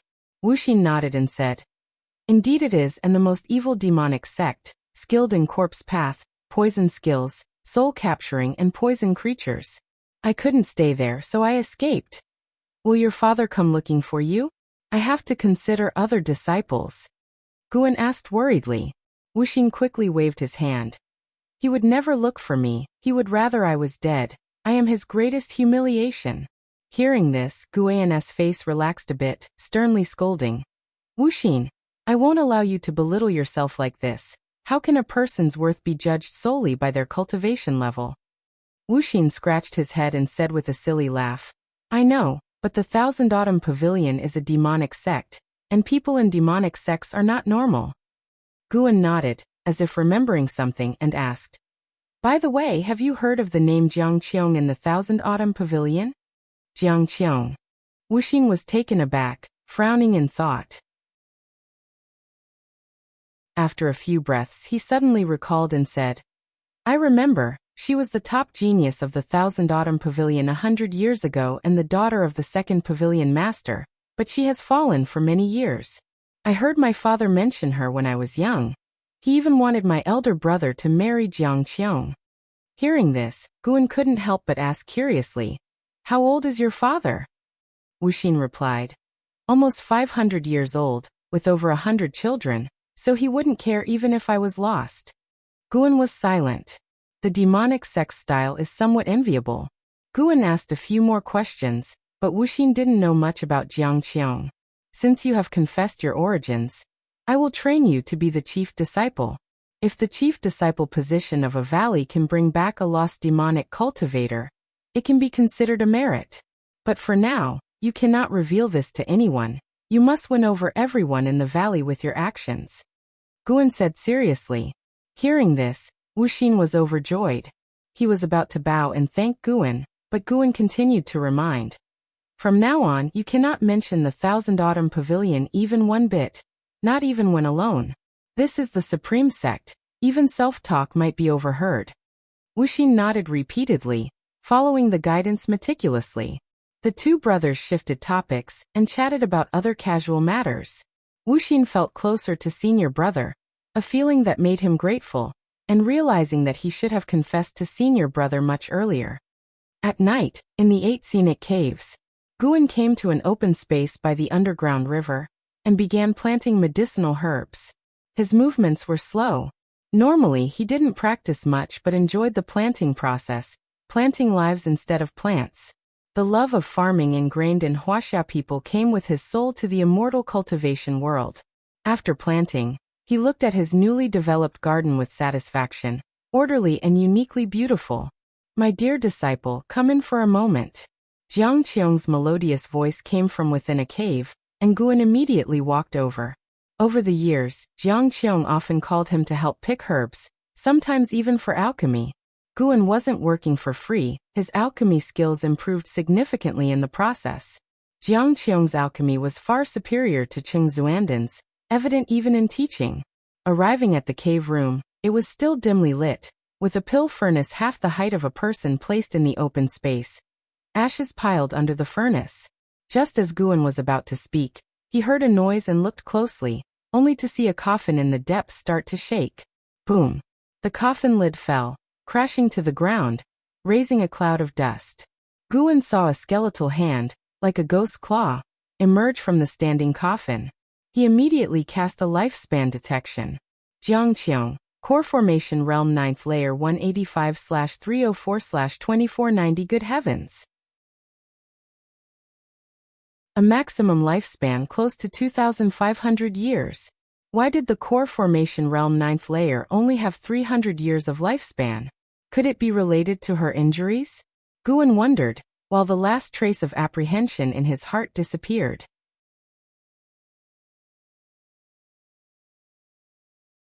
Chapter 25. Have you ever heard of the Nascent Soul Realm? Crack, a shriveled foot stepped out from the coffin, crushing a piece of charcoal beneath it. Guan saw that it was a woman in tattered clothes, her hair disheveled and her body emaciated to the point of exaggeration, as if all her flesh and blood had been drained. The robe on her body, though in tatters, vaguely revealed a white garment. She wobbled out like a malicious ghost. Qiong slowly lifted her face, her features equally shriveled, with deep-set eyes and bulging pupils, looking terrifying. Her gaze fell on Guan, scaring him so much that he quickly lowered his head.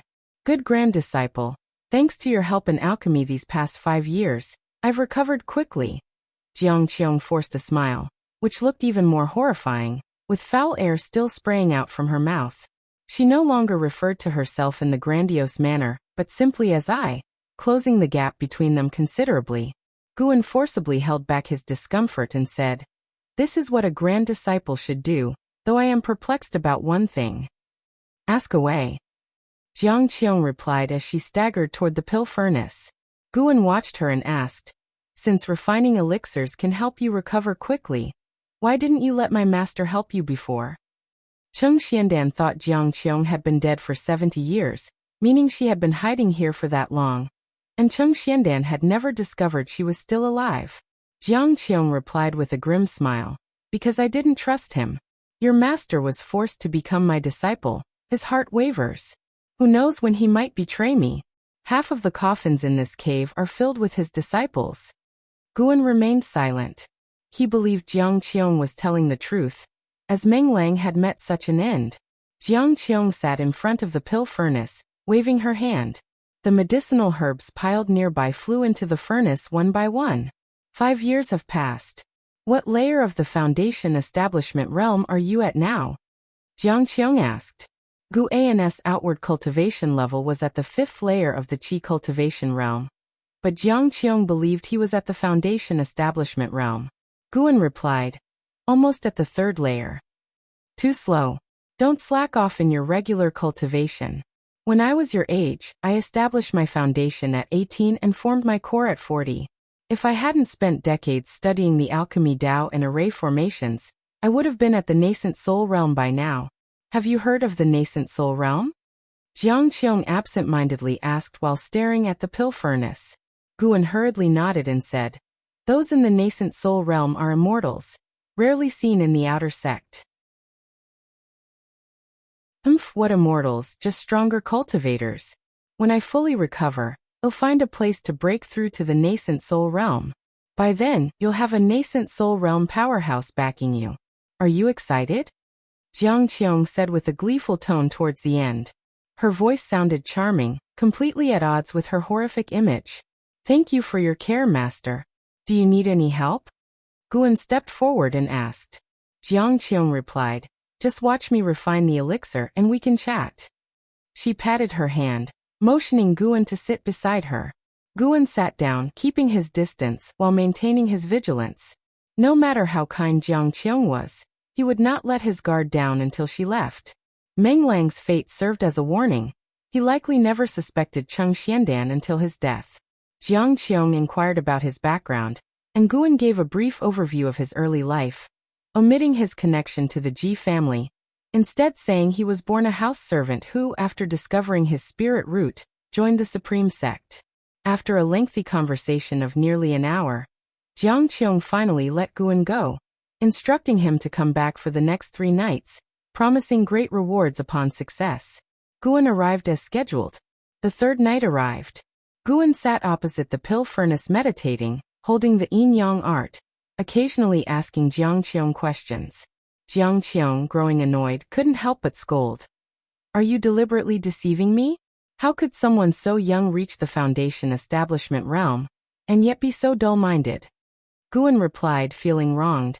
Alchemy is alchemy, and energy absorption is energy absorption. Qiong suddenly had nothing to say. Then her attention was drawn to the pill furnace. Steam poured increasingly from the furnace. The vent hole turned dark green, appearing eerie. Guan felt a chill. What elixir was she refining? It felt like a poison elixir. Qiong's eyes shone with excitement as she fell silent, focusing on the pill furnace. Time passed second by second. Guan remained on guard, ready to fend off any sudden moves from Qiong. Who knows how much time had passed? The pill furnace emitted a muffled sound, and a grin, more horrifying than a cry, spread across Qiong's face. She raised her right hand, and with 2 fingers, the furnace lid flew off. A pill shot out, which she caught and instantly swallowed. So fast, as if afraid Guan would snatch it. After swallowing the pill, Qiong immediately sat cross-legged to cultivate. Within 3 breaths, wisps of white steam emanated from her body. Guan stood up and cautiously retreated, keeping his distance. The white steam increasingly surrounded Qiong, making her figure blurry, resembling a zombie shrouded in mist. Guan continually monitored her lifespan, wary of her sudden breakthrough to the Nascent Soul Realm. Qiong's lifespan began to grow, the sight of which amazed Guan for it to be represented in numbers. He suddenly became very interested in Qiong's elixirs. What miraculous elixir was this? Qiong wasn't just increasing her lifespan. Her aura was rapidly rising, soon surpassing that of the Foundation establishment realm. A true core formation realm cultivator. Guan keenly observed Qiong's body recovering, her physique growing denser like a balloon inflating. Impressive. He patiently waited. Soon, the cave echoed with Qiong's increasingly heavy breathing, resembling the roars of a wild beast towards the end. After a long while, Qiong's breathing suddenly stopped. Guan realized she had not broken through to the Nascent Soul Realm, and thus felt less tense. From within the white mist, Qiong stretched, her graceful figure emerging, starkly different from before. She walked out of the mist, still with disheveled hair and wearing tattered clothes, but the pale skin beneath her rags made Guan's face flush in the dim cave, causing him to avert his gaze. It's been so long since I walked like this, Qiong said nostalgically, striding up to Guan, leaning forward, brushing her hair aside with both hands. Well, good grand disciple, is your master beautiful? Guan stole a glance and, despite her dirty face, saw her features were indeed those of a rare beauty, comparable only to the 3rd miss of the Ji family, Ji Xiaoyu, and the outer disciple, Li Xuanyu. Master is indeed one of the most beautiful in the world, but I am more concerned about your health. Have your injuries healed? Guan asked with genuine concern as he cupped his hands. If she recovered, she should hurry and leave. Recovery will take more time. I still need to rest for another 5 years. Qiong smiled, her bright eyes studying Guan thoughtfully.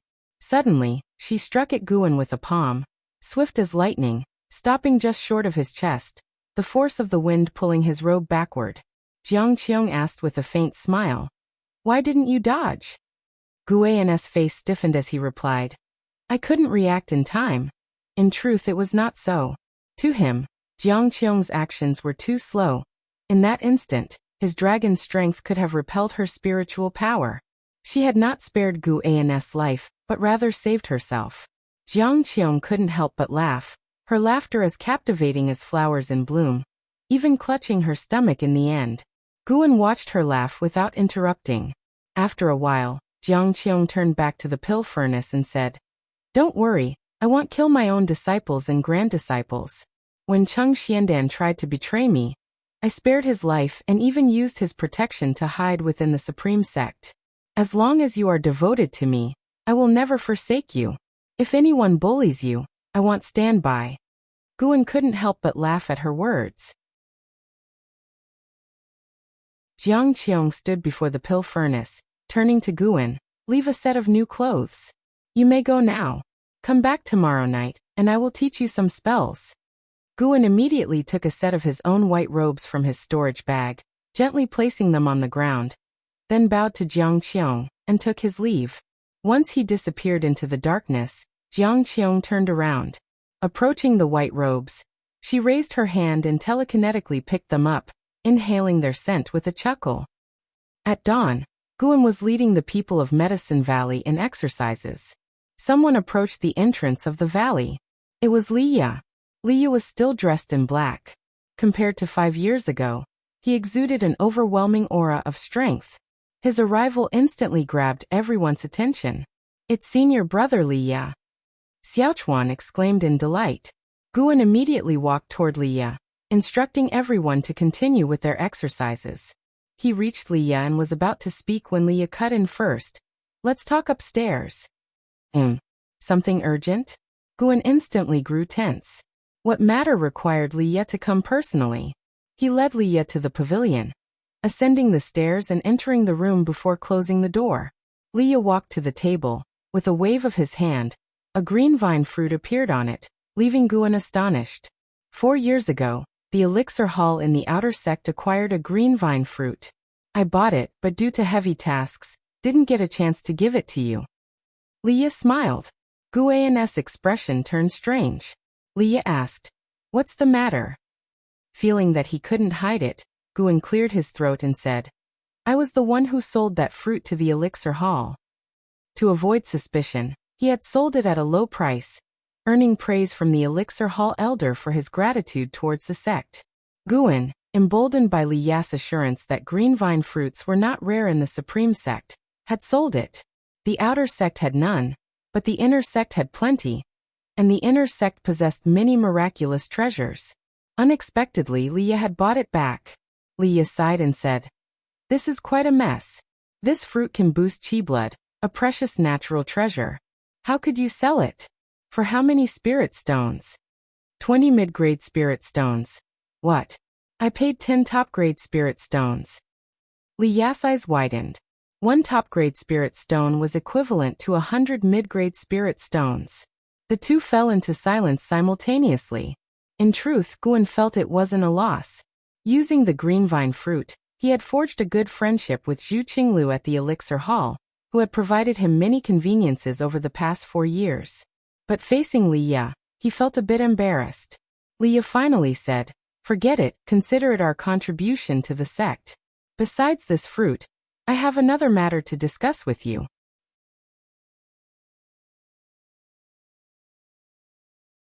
Chapter 26. Outer Sect Assembly. What's the matter? Guan asked, praying in his heart that it was not something troublesome.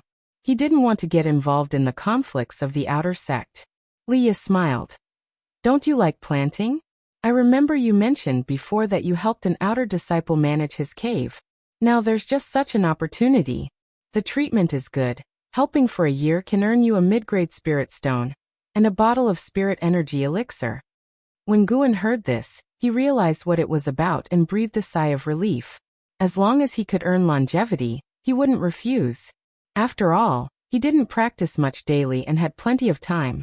He began to inquire about the employer's identity. Liye didn't hide anything either. That outer disciple was Liye's friend, and his cave was near the outer gate city. After Guan agreed, Liye immediately took him there. Liye flew using sword control, and Guan stood behind him, sharing the same sword. Their figures made Xiaochuan, Yilan, and others look on with longing. Flying using sword control, who wouldn't long for it? The tall Tangyu sighed. If only Master could learn sword control technique from martial Uncle Liye and then teach us. Wouldn't that be great?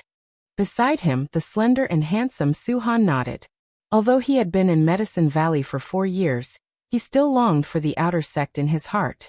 Not only him, but Tangyu and Zhenqin also felt the same. Yilan, however, said nothing more and pulled Zhenqin back to their courtyard for practice. On the other side in the mountains, Liye flew very fast. His gaze was fixed forward, his black robe fluttering, and his hair flying messily, exuding a free and uninhibited aura. I noticed that there are more servant disciples in Medicine Valley than before. Junior brother Gu, try to recruit fewer disciples and invest more spirit stones in your cultivation, Liye said earnestly. Although Guan always said his talent was lacking, he still saw hope. He didn't want a century to pass and still be in his prime, while Guan had already entered his sunset years. Over the years in the Supreme Sect, Liye had a few good friends and some with shared interests, but none compared to junior brother Gu in his heart. Junior brother Gu was the only one who treated him well without seeking anything in return, a friendship he didn't want to lose. Guan smiled. Senior brother Li, don't worry. The reason I'm recruiting more disciples is that the garden land in Medicine Valley has increased. The medicinal herbs I turn in every year are likewise increasing, and the elixir hall is gradually improving my treatment. I won't give up on cultivation. When Liye heard this, a smile appeared on his face. That's true. You are diligent and hardworking. You will surely achieve something. I can't compare to senior brother. Your reputation in the outer sect is so prominent. The two began to praise each other. Liye usually disliked such flattery, but somehow, he was inexplicably happy when it came from junior brother Gu. 2 ancient hours later, Liye delivered Guan back to Mystic Valley, and then flew away using sword control. As soon as Guan landed, he was surrounded by 2 disciples, Su Han and Zhen Qin. They were curious about where Guan had been. Guan didn't hide it. After saying a few words, he sent them away. Lu Jujia's departure greatly stimulated the disciples in Medicine Valley, making it much quieter. Whenever they had free time, they would cultivate in their respective houses, wanting to catch up to Lu Jujia as soon as possible. Guan returned to his room and picked up the Yin Yang art to start reading. Tonight, Qiong would begin teaching him spells, and he was quite looking forward to it. What cultivator would mind having more spells? Moreover, Guan lacked many basic spells. Late at night, 8 scenic caves. Under the green vine tree, Qiong, dressed in white, let her black hair drape freely like a fairy descended to the mortal world. At this moment, her beautiful face was full of annoyance. Why are you so stupid? I've told you the breathing technique several times. Why can't you remember it? Qiong scolded, trying to suppress her anger. She stood beside Guan, her eyes fixed on the black chi in his hand. She was teaching him the soul-capturing skill, a technique that could capture souls and was extremely sinister. Guan said helplessly, "Martial Master, how long have you been teaching me? Can't you have some patience?" "No, it's just..." Qiong suddenly didn't know what to say. Before recovering her body, she had looked forward to teaching Guan, as she viewed him as a genius, but the result differed from her expectations. This kid was too strange. Teach him the sword control technique, and he would understand it instantly. But teaching him anything else was like showing it to a novice in the way of immortal cultivation. In terms of sword Dao, Guan was absolutely the most talented she had ever seen. But the problem was she wasn't proficient in sword Dao. If I were to master everything easily, would I end up as a servant disciple? Guan sighed. Qiong held back for a long time and finally said, "You don't have to be so stupid, do you?" Guan's hand trembled. Truly worthy of someone from the demon path. Her words were so damning. Guan's temper flared. "I have my strengths too. In terms of sword Dao talent, even you may not match me, martial master." Qiong, hearing this, suddenly felt amused and asked with a smile, "Then shall we try? We won't use spiritual power, but only test our sword moves." "All right." Guan let go of his hands, and the black chi dissipated.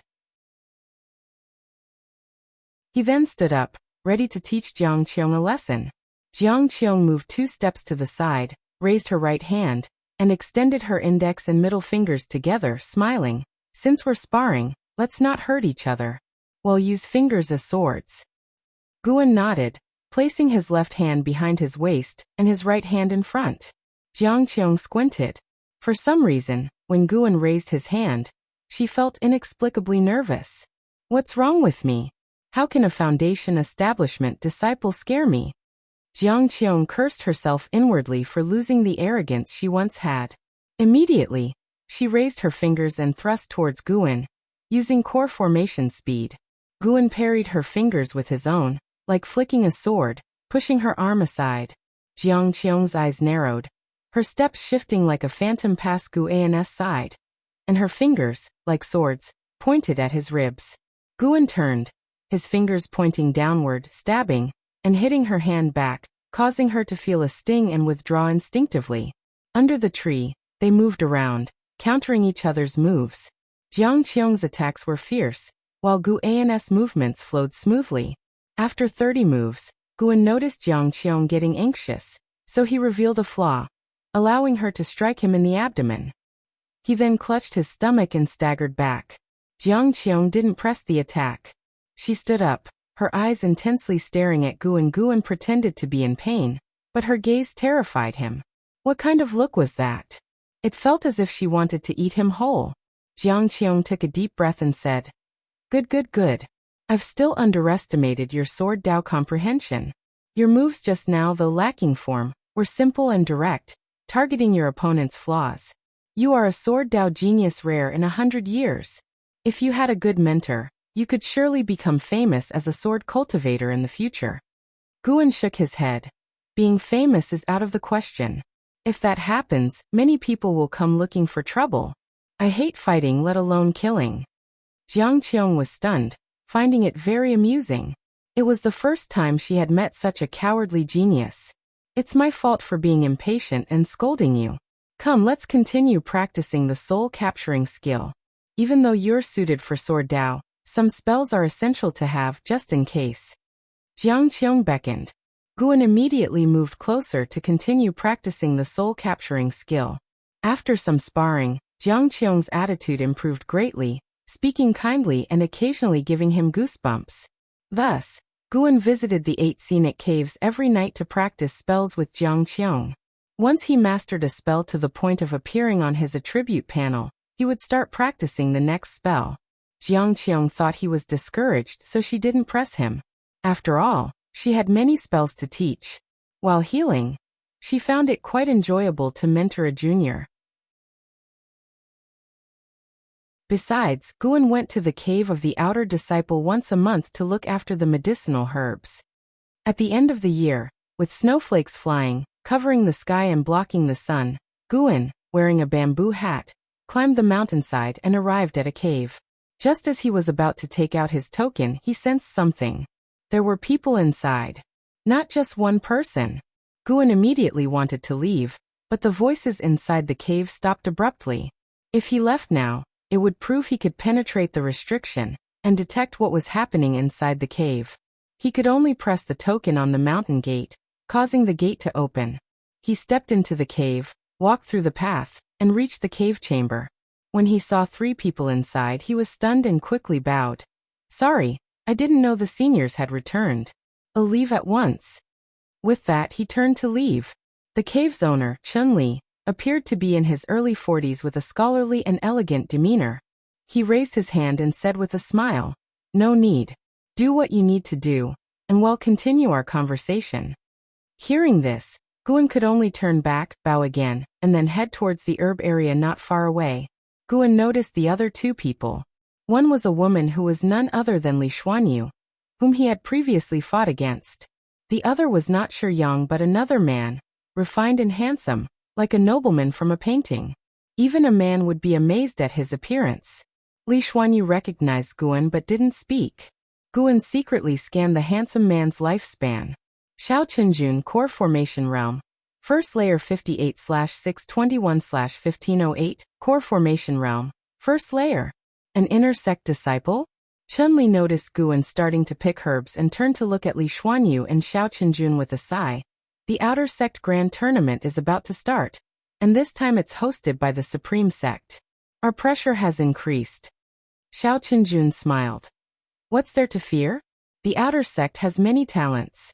Even if sects and factions join forces, it's hard to surpass the Supreme Sect. In the Taicang dynasty, the Supreme Sect is the strongest. Chun-Li shook his head. I heard the Ancient Sky Sect, Heavenly Extinction Sect, and Thousand Autumn Pavilion each have dual spirit roots geniuses in the Outer Sect, deliberately holding back their realms, waiting for this grand tournament. He paused and looked at Xiao Chenjun thoughtfully. Junior brother Xiao, why didn't you wait a bit before breaking through? Your master should have known. Xiao Chenjun laughed. Senior brother Chen, the Outer Sect Grand Tournament happens twice within a century.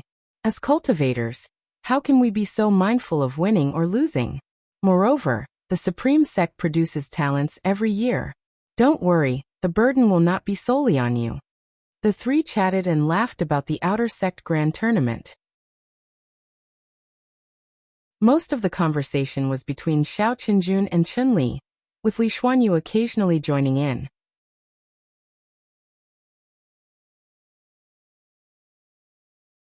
Chapter 27 Wanyin Sect Ruye. The competition of the outer sect in the world? The geniuses of the major sects gathering at the Supreme Sect? Including disciples from the Thousand Autumn Pavilion? Guan listened with great interest. Such a grand event must be very exciting. However, he was a bit worried whether the cultivators from the Thousand Autumn Pavilion would take the opportunity to find him and force him to provide information on the Supreme Sect. Chun-Li and the others started talking about other matters, with the topic gradually shifting to the inner sect. Chun-Li was very interested in the inner sect and curious about what it was like. Xiao Qinjun gave a brief explanation about the bustling inner sect city, the profound heritage of the peak's inheritances, and the rich array of missions and rewards. Guan seemed to be listening to a story. However, Guan still wasn't yearning for it. Inner sect disciples also had to defend the Taicang dynasty, not only to slay demons within the country, but also to help the dynasty fend off invasions from other dynasties. Just thinking about it gave him a headache. When Guan was done and had harvested the lifespan of several hundred years, he came to Chun-Li, ready to bid farewell. You are quite meticulous in your work. Could you also help me watch over the grotto heaven? Li Xuanyu suddenly asked. Hearing this, Chun-Li immediately smiled and said, This lad's work is indeed satisfactory and he is very disciplined. He was recommended by Liya, so he is trustworthy. Li Xuanyu stared at Guan, waiting for his response. Under everyone's watchful eyes, Guan couldn't refuse and nodded in agreement. You two continue your conversation. It'll take him to get familiar with the area, Li Xuanyu said, then got up and left. Guan quickly bowed to Chun-Li and Xiao Qinjun, and then followed the pace of Li Xuanyu. After the grotto heaven's mountain gate closed, Xiao Qinjun asked with a smile, The enmity within the Li family is really complicated. Do you think junior sister Li and Liya bear any grudges against each other? Chun-Li shook his head and said, How could there be grudges? If there were, she wouldn't have spoken up for Liya back then. Liya would have been killed by Qiong long ago. Now that Qiong has been missing for years, I suspect he was killed by Liya. Xiao Qinjun lifted his teacup, his gaze becoming subtle. After leaving the grotto heaven, Guan followed Li Xuanyu. They rode the same flying sword but kept a proper distance from each other. Standing behind Li Xuanyu, Guan could smell a unique fragrance, much better than the scent on Qiong. Although Qiong had already washed, the odor of death hadn't completely dissipated yet. They traveled in silence, as Li Xuanyu's cold temperament made Guan hesitate to speak. Her grotto heaven wasn't too far from Chun-Li's. They landed after a short while. Guan distinctly felt that the restriction in her grotto heaven was stronger, and this feeling became even more intense upon entry. Such dense spiritual energy. Li Xuanyu began to explain the origins and cultivation process of the medicinal herbs within the grotto heaven, and Guan listened attentively. After half an hour, Li Xuanyu handed him a token. With this token he could directly open the grotto heaven, offering him the same treatment as Chun-Li. For Guan, harvesting the lifespan from medicinal herbs was enough. If he could get spirit stones he wouldn't refuse them either. Guan cupped his hands to salute and took his leave. Wait, what is your relationship with Liya? Li Xuanyu suddenly asked. Guan paused, turned back and said, Liya is my senior brother. Naturally we have a good relationship. He could tell that Li Xuanyu probably had a good relationship with Liya. If there were enmities she wouldn't use him, a servant disciple, to frame Liya, would she? Li Xuanyu didn't say much, only nodded slightly. Guan bid farewell once again. Managing the grotto heaven for an outer disciple wasn't exhausting. Generally, he had to visit once every half-month or month. Guan felt he could take on more work. His aspirations were growing richer. The 8 scenic caves and Mystic Valley were the main trunk of it. If branches could be extended, he could gain more lifespan. Strive to reach a lifespan of 100,000 years as soon as possible. Winter snow melted, and spring arrived. At dusk, Mystic Valley started to hang lanterns and put up decorations. In front of the pavilion, the youngest disciple, Zhenqin, squatted on the ground, cutting paper and quietly asking, "Master, what is the significance of the Spring Festival?" She was 9 years younger than Guan, with a sweet appearance, large eyes, a petite figure, and a gentle personality. Even Lu Jiujia and Xiaochuan were very fond of her. "When I was a child, I heard an old man say that the Spring Festival represents the start of a new year, bidding farewell to the old and welcoming the new. At this time of year, people bless each other. Since we have no major celebrations in Medicine Valley, let's set the Spring Festival as a celebration," Guan said, sitting nearby, weaving a lantern. Not far away, Wuxin, Xiaochuan, and Tangyu were hanging lanterns and pasting red paper. Yi Lan was preparing the dishes, while Suhan was checking various garden areas. After hearing this, Zhenqin's face lit up with anticipation. Guan had suddenly thought of the Spring Festival a few days ago. Upon hearing the members of Medicine Valley discuss their hometowns, he remembered his past life on Earth. It was precisely the Spring Festival season, so he decided to establish the Spring Festival as the first holiday in Mystic Valley. In the future, other holidays could be arranged to make life in Medicine Valley less monotonous. He wondered if there were other Earthlings in this mortal world. Guan silently thought to himself. He created the story of the Spring Festival from what he had heard from an old man simply as a precaution. At this moment, Guan's brows furrowed. He sensed two unpleasant auras approaching Mystic Valley, less than 10 miles away. Those two had cultivation levels in the Foundation Establishment realm, but their auras carried a strong scent of blood. They had killed many people. With the competition of the outer sect in the world about to start, could it be that demon cultivators were here for a visit? Guan silently prayed, hoping the visitors wouldn't enter Medicine Valley. However, what he feared came true as the two flew straight towards Mystic Valley. In no time, their figures appeared at the mountain peak, overlooking Medicine Valley. It was a man and a woman, both dressed in dark purple robes, with a sinister aura. Even in the daytime, they looked like malevolent ghosts. The woman's posture was seductive, with heavy makeup and long claw-like nails. She covered her mouth and laughed. "Mr. Su, we're not far from the outer sect of the Supreme Sect. Why not rest here for a while and gather some intel from these servant disciples?" The man next to her had a robust build and a stern face, wearing a purple crown with a red gem embedded in it, resembling a crimson vertical eye. "A bunch of energy cultivation realm bugs. What can we learn from their mouths?" The man in purple said coldly. He was from the Wanyin sect, named Su Ruye, here with his Taoist friend Changji to participate in the competition of the outer sect in the world. Changji laughed.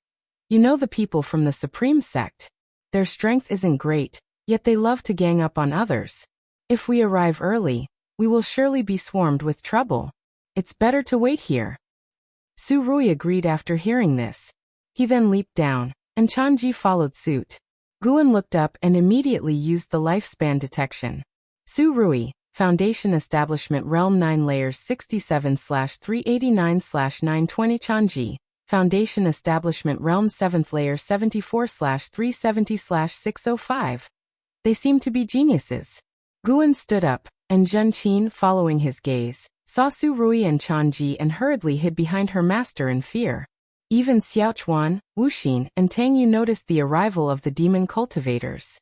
They immediately put down their work and ran towards Guan. Su Ruye and Changji landed in the garden area, their eyes scanning the medicinal herbs, which made Guan tense up. The security of the Supreme Sect was too lax. On the eve of such a grand event, they didn't dispatch disciples to patrol? Guan silently cursed, but he also understood that, to the Supreme Sect, the value of Mystic Valley was mediocre, as it grew only low-rank medical herbs for the outer sect. Changji turned to Guan and the others, asking, "Who is the Valley Master here?" Guan stepped forward and cupped his hands. "That would be me. May I ask what the two seniors need?"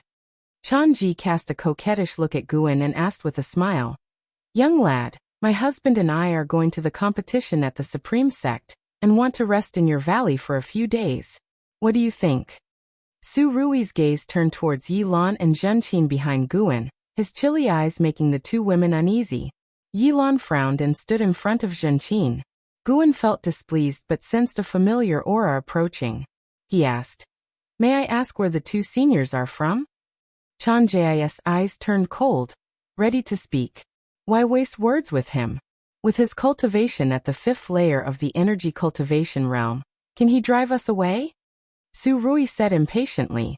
A terrifying killing intent erupted from within him, changing the expressions of everyone present, as if they were in an ice cellar. Are the two from the Wanyin sect here to become enemies of the Supreme Sect? A cold voice came from the sky. Everyone looked up to see Li Xuanyu standing on a flying sword, facing the wind like an immortal. Li Xuanyu. Chanji gritted out every word, her teeth clenched. Li Xuanyu spoke, "Come with me." With that, she turned and quickly disappeared behind the mountain. Su Ruye leaped up. A gourd at his waist flew out, quickly enlarged, and landed beneath his feet. Chanji followed suit, jumping onto the gourd behind him. The two then flew away on the gourd. The people in Medicine Valley breathed a sigh of relief. Were those two demon cultivators? Suhan couldn't help but ask, his face pale from Su Ruye's killing intent. Wuxin replied, "Yes, the Wanyin sect is a powerful demonic school." Xiaochuan grumbled, "Aren't we the Supreme Sect, a reputable sect? Why invite a demonic sect?" The disciples began discussing the matter, all overwhelmed with fear. If not for Li Zuanya's appearance, a disaster would have befallen them tonight. Guan glanced towards the horizon, slightly frowning. Then he asked everyone to continue preparing for the spring festival, and went back to his house to rest for a while. Dusk came, and the sky turned crimson. Guan stood by the side window of the pavilion, feeling faint fighting movements from afar, about 30 miles from Mystic Valley. Suddenly, sensing something, he flipped over the window and quickly vanished into the forest. In the distant forest, trees were tilted and the ground was full of horrifying cracks. Su Ruye and Chanji stood shoulder to shoulder, with disdainful smiles on their faces. Opposite them stood not only Li Xuanyu but also Li Ya. "The 9 devastating swords of the Li family are impressive, but your cultivation levels are lacking." Su Ruye sneered coldly, his right hand's fingers moving, with strands of purple energy swirling around his fingertips. Li Ya's mouth corners were stained with blood, and his right hand holding the sword was trembling. Li Xuanyu beside him was also injured, though not as severely as Li Ya.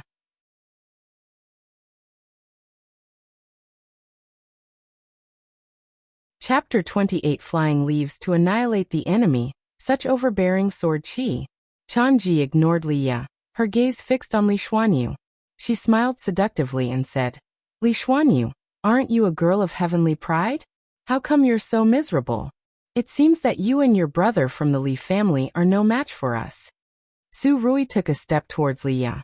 Li Xuanyu suddenly threw her sword, and as the blade flew, it split into 4 sword shadows, all aimed at Su Ruye. Su Ruye reacted extremely quickly. With a wave of his right hand, the purple qi in his hand exploded like flames, forcibly blocking Li Zuanya's sword. Chanji, like a ghost, appeared behind Li Xuanyu with a red fan in her hand.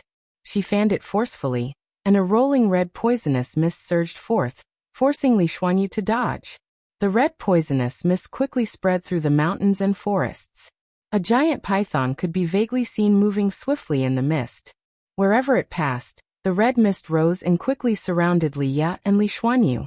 Li Xuanyu landed beside Li Ya, her eyes scanning the surroundings. Chanji's figure was no longer visible, while Su Ruye hovered above the forest, looking down at them. "How dare you harbor murderous intent in the Supreme Sect's territory?" Li Ya asked in a deep voice. Su Ruye's lips curled up in a mocking smile. He said sarcastically, "I've long heard that the Supreme Sect's land is vast. Since the current sect leader took office, the Supreme Sect's control over the border has weakened, seemingly allowing the disciples to resolve conflicts themselves. The 8 outer gate cities are like a wall. Inside the wall is a reputable sect, but outside, it's survival of the fittest, no different from the demon path. We've been fighting for so long, and no one has come to help. It seems the Supreme Sect hasn't stationed anyone beyond the outer gate. Today I'll kill you and take your sister."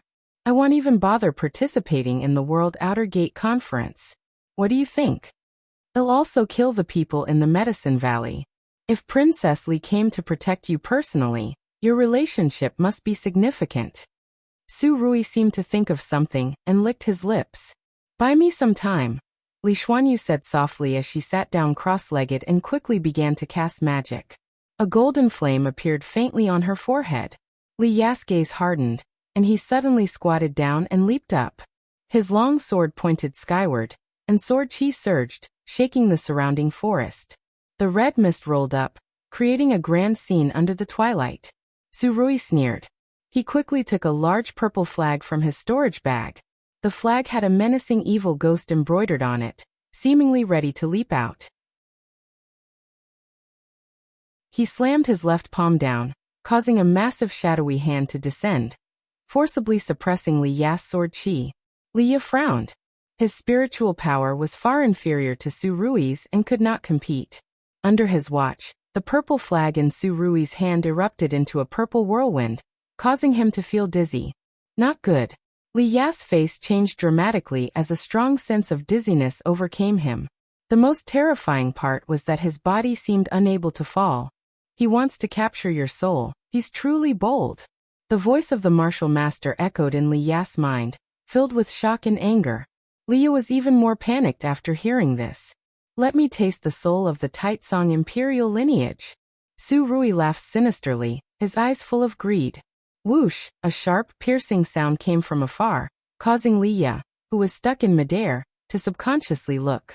Even Li Xuanyu, who was meditating, couldn't help but glance up. A leaf carrying fierce sword chi streaked across the sky, aiming straight at Su Ruye. Instinctively, Su Ruye glanced at it, but the leaf was too fast for him to react. Bang! His head exploded instantly, and a blood mist enveloped the forest. The red mist dissipated as a strong wind swept it away, and Li Ya was thrown to the ground. Li Xuanyu used her spiritual power to resist the wind, but was still forced to get up quickly. Mr. Su. In the roaring wind, Changji screamed.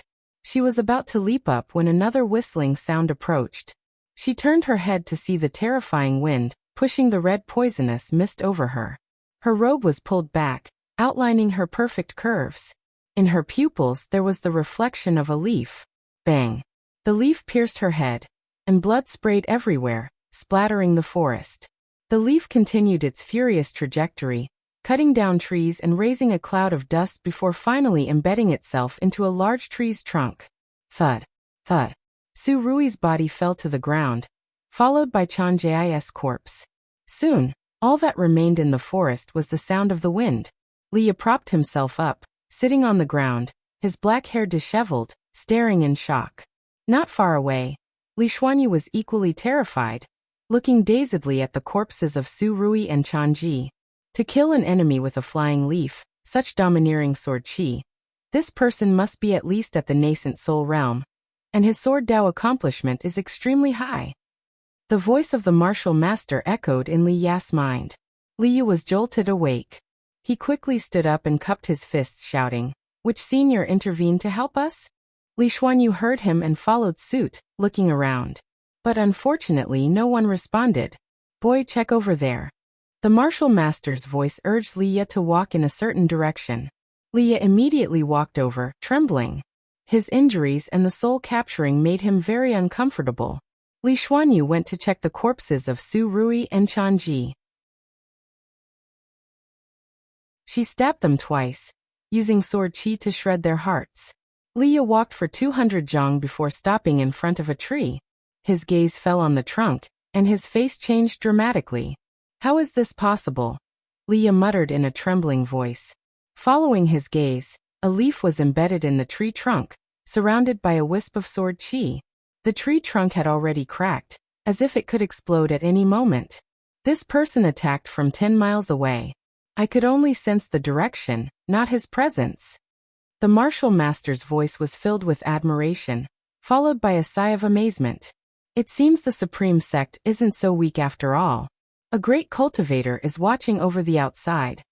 Li Ya stared at the leaf, trying to calm himself down. At this moment, Li Xuanyu approached from behind. When she saw the leaf clearly, She was equally stunned. As night fell, at Mystic Valley, Valley Master's pavilion was brightly lit and decorated. Guan and his disciples sat around a large round table, exchanging cups and chatting happily. Xiaochuan and Tang Yu were engaged in a drinking contest. Xiaochuan, this martial uncle, was already red-faced, but he refused to admit defeat, continuing to drink despite others' advice. Their wine was not ordinary wine, but spiritual wine that Guan had specifically bought from the outer sect. A jar was worth 2 low-grade spirit stones, equivalent to 2 months' salary for a servant disciple. We encountered 2 demon cultivators today. Do you think more demon cultivators will come? Suhan suddenly asked. His words instantly dampened the atmosphere at the dining table. Their smiles disappeared, and they all began to worry. Guan comforted them with a smile. Don't worry. There are outer disciples patrolling. Didn't you see them today? Perhaps after this incident, the patrols will increase. He was not worried because he was immersed in joy. After killing Su Ruye and Chanji, he had successfully obtained 112 years of lifespan. He was summarizing the rules of obtaining lifespan. He could only judge that the years obtained depended on the remaining lifespan of the target, ranging from 10 to 20%, with no fixed amount, making it rather random. Although killing cultivators yielded higher lifespans, Guan was not looking forward to more such incidents. Killing too many enemies would eventually lead to trouble. It was safer to accumulate lifespans through medicinal herbs, as he currently did. There were always people stronger than you. Even if Guan could quickly become stronger by killing enemies, if he encountered an overwhelmingly stronger opponent, he would still die. He couldn't determine the highest cultivation level in the mortal world.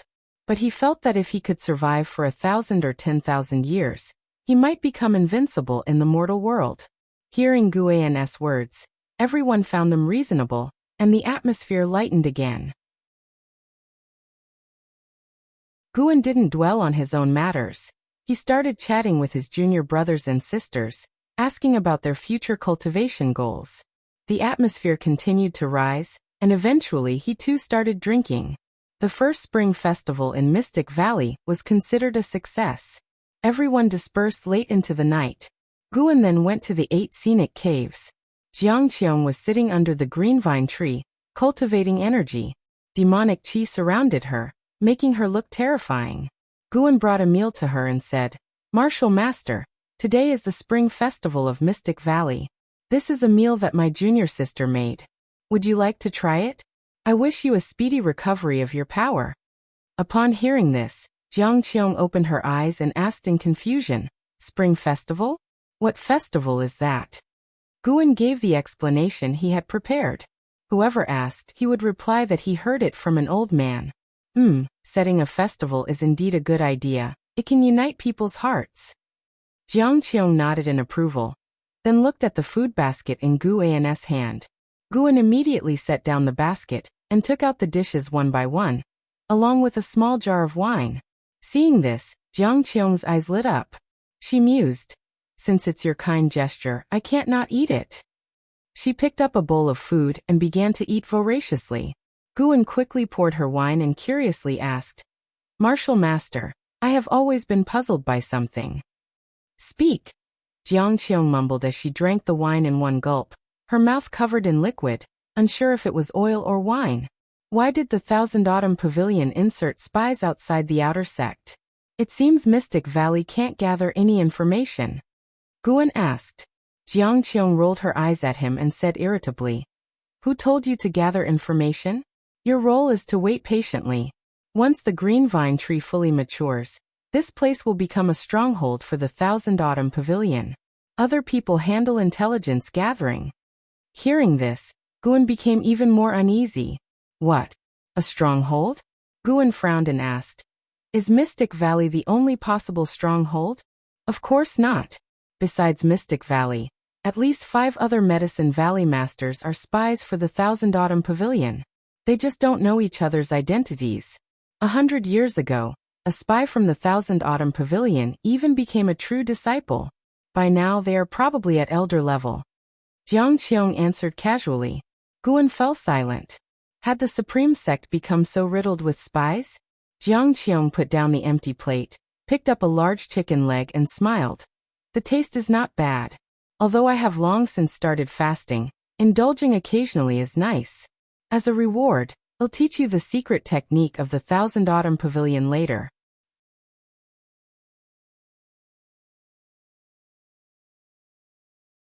Chapter 29 Demon Shadow Divine Skill, Jiang Qiong's Appreciation.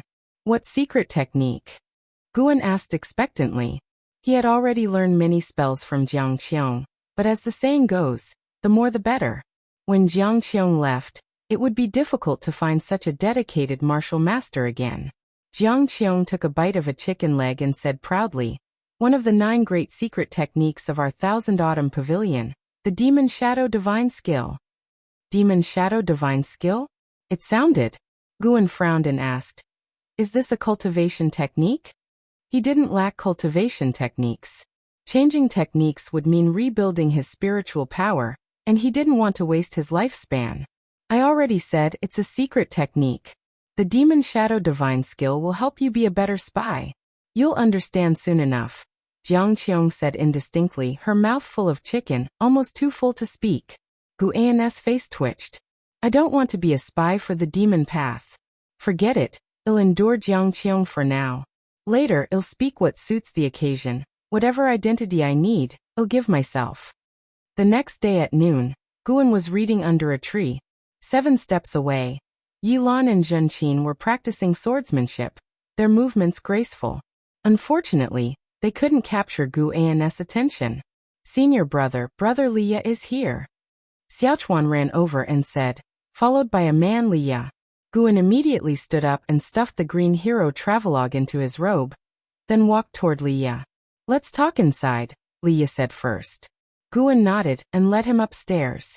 Zhenqin stopped swinging her sword and looked at Yilan, asking nervously, Martial Uncle Yi, could Martial Uncle Liya be here because of those 2 demon cultivators from yesterday?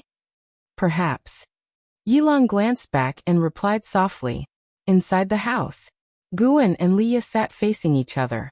As he poured tea for Liya, Guan asked, what's the matter? Liya said, I plan to stay in Mystic Valley for half a year, is that okay? Of course, you can stay as long as you like. Did something happen? Guan readily agreed, taking the opportunity to inquire with concern. Liya hesitated for a moment, then decided to recount his encounter yesterday. Perhaps knowing these matters could motivate junior brother Gu to cultivate diligently under pressure. After hearing the story, Guan's eyes widened in astonishment. Those 2 are dead? Won't the Wanyin sect cause trouble? Liya snorted, he attacked Li Xuanyu and me. If anyone is to blame, it's the Supreme Sect who will deal with the Wanyin sect. Besides the Supreme Sect, the court will also pressure the Wanyin sect. Li Xuanyu is my father's most beloved daughter. Guan asked in surprise. They still dared to attack Senior Li. Su Ruye and Changji are notorious villains who stop at nothing. Changji had a grudge against Li Xuanyu from their time in Yeqing. When they finally saw Li Xuanyu alone, they wouldn't miss the chance. And also, Liya sneered at the end but held back. And what? Nothing. Guan felt like hitting someone. If you're not going to say it, don't even mention. And also, Liya looked at Guan and asked, did you see anyone else pass by Medicine Valley yesterday and today? Guan shook his head. You didn't see them. If it weren't for that Nascent Soul Realm senior's intervention, Li Xuanyu and I would have been in grave danger. That senior's sword Dao was truly terrifying, killing enemies with a leaf. Even a Foundation Establishment Realm cultivator at the 9th layer would be like vegetables facing him. A leaf could kill them. Liya grew excited as he recounted the battle, depicting the scene with fervor. Guan's eyes widened, gasping occasionally as if he were listening to a mythical tale. That Nascent Soul Realm senior only tossed out 2 leaves. Yet Liya used all the words he knew to describe it, extremely animated. A true sword cultivator should be like this, winning without a sword. Anything in hand can be a sword. Even I. In short, senior brother, I've found my direction. From now on, I'll focus on practicing the sword and delving into sword Dao. Liya showed a look of longing. Guan nodded, secretly delighted. Brother, that exaggerated senior is right in front of you. Too bad your Dao level is too shallow to see through it. Guan interrupted Li Ya's reverie and asked, the World Outer Sect tournament is so grand. Why doesn't the Sect send disciples to patrol or protect us servant disciples? In the vicinity of Mystic Valley, within a radius of 50 miles, there were at least 6 caves of outer disciples. Although most people weren't in their caves, if the Sect ordered, certainly someone would come. Li Ya's smile faded. He said quietly, think about it. Why would someone dare keep a demon of greed outside the outer sect? Isn't it because the sect doesn't care about servant disciples? But don't worry, it'll stay until the World Outer Sect tournament ends. Guan was silent for a moment, then asked, aren't you participating? My cultivation level isn't enough. If I participated rashly, I would only get hurt. Such an event is certainly dominated by Foundation Establishment Realm cultivators at the 9th layer. Liya shook his head. Guan raised his opinion of him. He was quite self-aware. Of course, it could also be that Ruye had hit him too hard. They chatted for a while before going downstairs. Guan had Xiaochuan and Tangyu help clear out a courtyard for Liya to live in alone. Knowing Liya would stay for half a year, everyone in the valley was happy. Firstly, they had someone to protect them. And secondly, they could practice swordsmanship with Liya. In their eyes, Guan was good at everything, except that he knew few spells and couldn't guide them. Liya was different. He was a genuine Foundation Establishment Realm cultivator. In the following days, many cultivators often flew over Mystic Valley with their swords. Guan also saw various flying artifacts and demon beast mounts, which made him reflect. This is the immortal cultivation world. A month later, in the deep night, Qiong leaned against a green vine tree, swinging her right leg. Her white, tender calf was exposed under her robe, practically glowing. She was holding a book and glanced at Guan in the distance, who was picking medicinal herbs. She suddenly flipped up, the book flying into the pendant around her neck. She stretched lazily, extending her body. Dear disciple, stop for now and practice the demon shadow divine skill. Qiong called. She leaped and landed in front of the pill furnace, which was brewing elixirs. Wisps of white smoke rose from the lid. Guan didn't turn his head and said, it's no problem, I'll finish quickly. Qiong shook her head, laughing silently, thinking, this kid is really diligent. It's commendable. I should make him some elixirs. Half an hour later, Guan brought the picked medicinal herbs to Qiong. He sorted the herbs by category on the ground, meticulously, earning Qiong's satisfaction. This child is really impeccable. Guan's harvest of over 1,300 years of lifespan put him in a good mood. Such opportunities were hard to come by. Continue practicing. Ask me if you don't understand anything. Qiong stared at the pill furnace and said softly. Guan nodded and started practicing the demon shadow divine skill. He had been practicing this skill for a month, but it had not appeared on his attribute panel, which annoyed him greatly. He was determined to master it now. The 8 scenic caves fell into silence as Guan and Qiong sat near the pill furnace, the pill smoke shrouding their figures. For more days passed, and the demon shadow divine skill finally appeared on Guan's attribute panel. Looking at his attribute panel, he smiled with satisfaction. Name: Guan. Lifespan: 27/12268. Spirit root. First class 5 elements. Spirit root, wood and earth attributes are more prominent. Cultivation level: Nascent Soul Realm 8th layer. Cultivation techniques: Fire control art unmastered. Divine wood pure yang skill, mastery. Dragon strength divine primordial skill, mastery. Alchemy initial insight. Myriad poison mystic skill unmastered. Yin yang art unmastered. Ultimate skills: Gale shadowless leg proficient. Taicang divine. Shocking sword proficient. 8 directions step unmastered. Demon shadow divine skill unmastered. Spells: Soul capturing skill unmastered. Sword control technique proficient. Enchanting eyes unmastered. Poison wood array initial insight. Wind control skill unmastered. Corpse control skill unmastered. As long as it appeared on the attribute panel, it meant it was genuine. In over 5 years, Qiong had taught him 8 types of cultivation techniques and spells. Very dedicated. This changed Guan's view of her. Although she was a demon cultivator, her teaching attitude surpassed that of the righteous path. Guan stood up, bowed to Qiong and said, "Martial Master, let's stop for tonight. I want to rest." Qiong remained in a meditative position in front of the pill furnace, surrounded by demonic qi. She didn't open her eyes and said, "Go back and cultivate well. I will leave in at most 2 years." Guan didn't reply, turning to leave. Qiong opened one eye, glanced at his back and thought, "This kid seems a bit sad." Understandable. Where else will he find such a good martial master? Seeing him so lonely, I'll find someone to guide him in the Thousand Autumn Pavilion, and have my father find someone to teach him Sword Dao. Guan turned his back to her, quickly walking towards the cave entrance. He suppressed the joy in his heart, preventing himself from laughing out loud. Finally, she's leaving. Although Qiong treated him well, he preferred to enjoy the 8 scenic caves alone. Returning to the woods, Guan didn't return to the building immediately. He headed to a distant place, preparing to find a spot to invest a year of his lifespan into his cultivation level.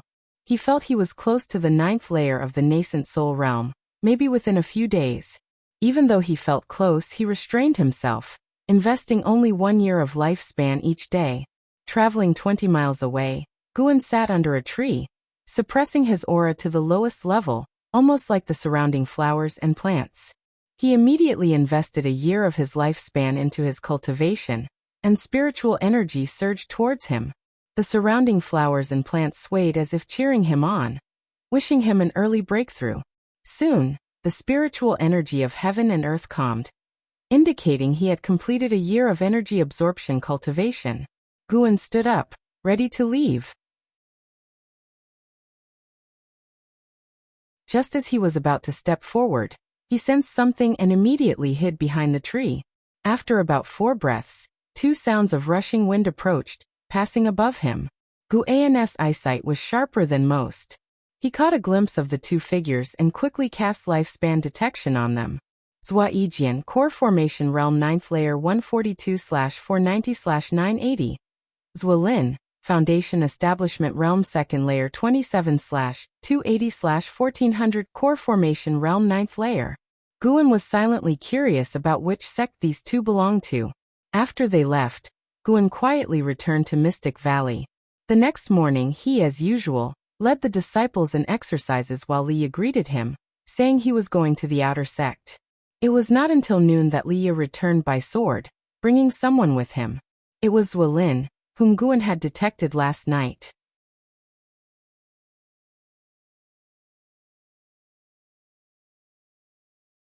Chapter 30 Nascent Soul Realm 9 Layers, with Spirit Sword Technique. Junior brother Gu, let me introduce to you. This is my childhood friend, Ziwei. He wants to discuss swordsmanship with me, so I let him stay in my courtyard. Liye said as he came to Guan. Ziwei, dressed in yellow, had a handsome face with an undeniable arrogance between his brows. He wore a sword at his waist, and just by looking at its grade, one could tell it wasn't low. Liye introduced Guan to Ziwei, but Ziwei only nodded at Guan and didn't say a word. Guan, used to such behavior, smiled and said, "Senior brotherly, then take him to settle down." Liye nodded, his eyes revealing an apologetic look. Ziwei pulled Liye forward excitedly. "Today Jilin from the Ji family was truly amazing. Did you see his swordsmanship? It was exquisite. I feel he has a chance to become the final victor." Jilin. Guan's mind conjured up a handsome and proud face. Jilin, like him, had joined the Supreme Sect under Ji Xiaoyu. They didn't interact much, but earlier, Ji had helped Jilin gather medicinal herbs. Unexpectedly, Jilin was already making a name for himself in the Outer Sect tournament, even though he wasn't much older than Guan. Of course, it might have to do with the resources he received. Given the Supreme Sect's treatment coupled with the Ji family's resources, it's understandable that his cultivation level advanced rapidly. Guan walked towards the tree, all the while eavesdropping on Liye and Ziwei's conversation. The Outer Sect tournament had already begun, with talented disciples from both righteous and demonic paths gathering to compete against each other. According to Liye and Ziwei, the tournament was a one-on-one format, and those undefeated disciples were starting to make a name for themselves. Guan didn't hear Ji Xiaoyu's name, and after a moment's thought, he realized Ji Xiaoyu didn't belong to the outer sect. Xiaochuan, Wuxin, and others were curious about Zuolin, gathering in small groups and discussing him. Zuolin's arrival didn't disturb the life in Mystic Valley. He looked down on the servant disciples, practicing swordsmanship with Ruye in the daytime, and going back to his room to cultivate afterwards. Because of their arrival, Guan reduced his visits to the 8 scenic caves, but he still stuck to his daily plans. A month passed swiftly. Guan finally reached the 9th layer of the Nascent Soul Realm. That night he felt lighter on his way back. When he returned to Mystic Valley, he saw someone practicing swordsmanship in Liya's courtyard. He went to his loft, and after entering the room, he stood by the window to watch. It was Zuolin practicing swordsmanship. When Zuolin first arrived, Guan thought he was a swordsmanship genius. But after a month of observing his daily practice, Guan realized Zuolin's talent in swordsmanship was extremely mediocre. Guan, now having some sword Dao accomplishment himself, judged that Zuolin's talent in swordsmanship was not even as good as Su Han's. Su Han was the most talented in swordsmanship in the valley, but even he wouldn't stand out much outside the valley. Watching for a while, Guan then closed the window. When daylight came, Guan went downstairs to find Zuolin still standing in the courtyard, looking at the sword in his hand with a furrowed brow. Guan greeted his junior brothers, junior sisters, and the disciples to practice their morning exercises, which caught Zuolin's attention. Actually, you don't need to force swordsmanship. Your spirit root qualification is exceptional. When your cultivation realm is higher, practicing swordsmanship might yield twice the result with half the effort. Liya said softly, approaching Zuolin. Zuolin's face darkened. No, I must become a sword cultivator. My father is the maniac swordsman of Sanghu Lake. Liya intended to persuade him, but on second thought, he was the same, wanting to prove himself to his father. Zuolin stared intently at Guan and the others practicing their exercises. For some reason he felt Guan's movements held a unique subtlety. Though the movements were identical to others, Guan's carried a mysterious charm. Initially he thought it was an illusion, but the more he looked, the more certain he was that he hadn't been mistaken. Liya didn't continue to disturb Zuolin as he turned towards the woods. He needed a lot of time to cultivate. He couldn't stop thinking about his loss to Su Ruye, although he rarely mentioned it. He didn't want to lose again. After Guan finished a set of exercises, he let the valley disciples busy themselves. Nowadays, the valley's affairs no longer required his personal arrangement, as Wuxin was gradually taking over the authority of the senior brother. Xiaochuan, who had a more reserved character, didn't like to command or arrange, so he let Wuxin take over. Not to mention Yilan, who had already focused fully on the outer sect assessment. With average qualifications like hers, to become an outer disciple, there was only one way. Reach the 9th layer of the energy cultivation realm, and then participate in the outer sect assessment. After passing, they could wait for the outer sect to distribute the foundation establishment pill.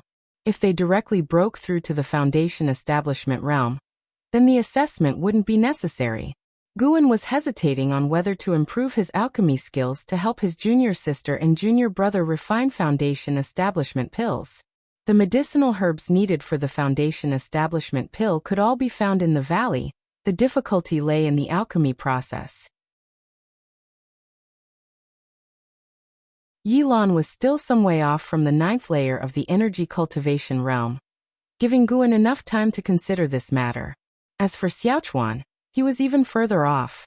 Most people's qualifications wouldn't allow them to reach the 8th layer of the energy cultivation realm, even with a lifetime of bitter cultivation.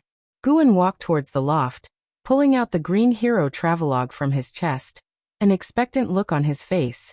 He had been saving the last 5 chapters, waiting for a sunny day to savor them. Heavy rain poured down, as the green hero and his Ms-in met in a ruined temple, their love-hate relationship about to erupt completely. Just thinking about it made Guan excited. Brother Guan. Zuolin's voice came, and Guan turned to see him approaching quickly. Standing before Guan, Zuolin appeared somewhat embarrassed. Guan, not holding a grudge for his earlier arrogance, asked with a smile, Brother Zwa, is there something you need? Gritting his teeth, he said, I observed that your set of movements is very exquisite. Could you teach me? No problem, let's go under the tree, Guan responded. It's our duty as children of Wuxia to promote broadcast exercises. Zuelin was taken aback, not expecting him to agree so readily. Feeling ashamed as he hurriedly followed Guan. The two came to the courtyard in front of the loft, and Guan, without wasting words, began to teach him the exercises. Zuelin, quick at learning, mastered it after one demonstration from Guan. Is this all? Zuelin asked, frowning. Guan, puzzled, asked, not enough? These are all the movements. What about the mental method? There's no mental method. Impossible. Without a mental method, how can you? Zuelin frowned. His words confused Guan even more, making him ask, how can I what? Zuelin, agitated, said, it's just that you give me a different feeling. The same movements, but they're different from others. You must have a mental method. Guan, feeling helpless, thought, is this kid enlightened by the sword or gone mad? Seeing Guan's expression, Zuelin felt even more embarrassed. Rationally, he knew a servant disciple couldn't be hiding an ultimate mental method. But his previous feeling wasn't wrong. Since childhood, he had the keenest perception of a person's qualifications and aura. His master even praised him for having an exquisite spirit heart, good at recognizing people. This servant disciple in front of him must be extraordinary. Zuelin's eyes turned. Let's do this, I'll teach you swordsmanship, and you try it.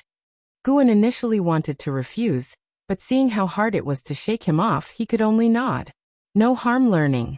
Seeing Guan lacked a sword, Zuelin took a long sword out of his storage bag and handed it to him.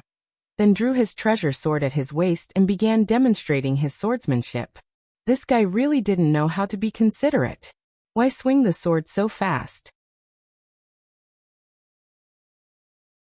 Guan complained in his heart but watched very seriously. In the distance, Tang Yu and Su Han, seeing this, didn't dare to approach but watched from afar. If master learns it, won't he be able to teach us? Su Han said with anticipation, his love for swords evident. Among all the paths of immortal cultivation, only sword cultivation captivated him the most. Tang Yu nodded. If master learns it, and we ask him, he definitely won't refuse. In their hearts, Guan was the best master. The key issue was whether master could learn Zuelin's swordsmanship. The answer was affirmative. Guan had invested 2,000 years of lifespan into Li family's 7 swords, and his sword Dao accomplishment was already high. The swordsmanship demonstrated by Zuelin, though good, wasn't as advanced as the upgraded 7-sword art of the Li family, let alone comparable to the 9 devastating swords. Of course, Zuelin couldn't have taught his strongest swordsmanship right at the start. After finishing his demonstration, Zuelin turned to Guan and asked, how much did you memorize? Guan shook his head. About 20%. I'm not sure. Your swordsmanship was so fluent, it dazzled me. I already forgot the earlier moves. Zuelin frowned, immediately asking Guan to give it a try. So Guan began to perform Zuelin's swordsmanship, his movements hesitant, and his swordplay stiff, making Zuelin's frown deepen. From afar, Tang Yu and Su Han felt hopeless, thinking their master couldn't learn it. After fumbling through the moves, Zuelin, unwilling to give up, demonstrated again, this time slower. But even then, Guan couldn't memorize all of it. After half an hour of struggle, Guan found an excuse to slip away. An angry Zuelin found Liye, complaining that Guan was mocking him. Upon hearing the reason, Liye couldn't help but laugh. He truly lacks swordsmanship talent and hates practicing swordsmanship. Really, Zuelin's anger subsided considerably, yet he still thought of Guan's previous movements. He felt Guan was hiding something. He's my junior brother. Don't I know him? Liye gave him a glance warning, stop pestering him. It's already good enough for you to stay here. If you keep bothering him, go back to the outer sect and find your father. Zuelin fell into contemplation, gazing at the loft where Guan lived, lost in thought. Meanwhile, inside the loft, Guan sat cross-legged on the bed, eyes closed, recalling the swordsmanship taught by Zuelin. He slowly opened his eyes, which flashed with sword light. He brought up his attribute panel, and in the ultimate skill section appeared Wood Spirit Sword Technique. Wood Spirit? Could it be a wood attribute swordsmanship? Guan's divine wood pure yang skill was wood attribute. If he cultivated wood attribute spells, he could achieve twice the result with half the effort. He quickly learned the poison wood array taught by Jiang Qiong. However, for now he didn't want to enhance this swordsmanship. He needed to save up to 100,000 years of lifespan. The lifespan detection function activated at 1,000 years, the lifespan barrier function at 10,000 years, so 100,000 years should unlock a new function, which he always looked forward to.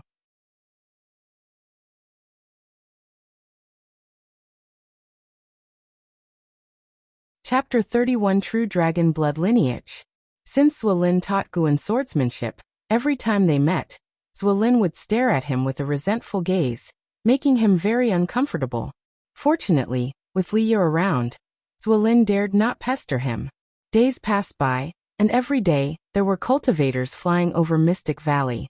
Each time someone passed by, Guan would use lifespan detection to check their cultivation level.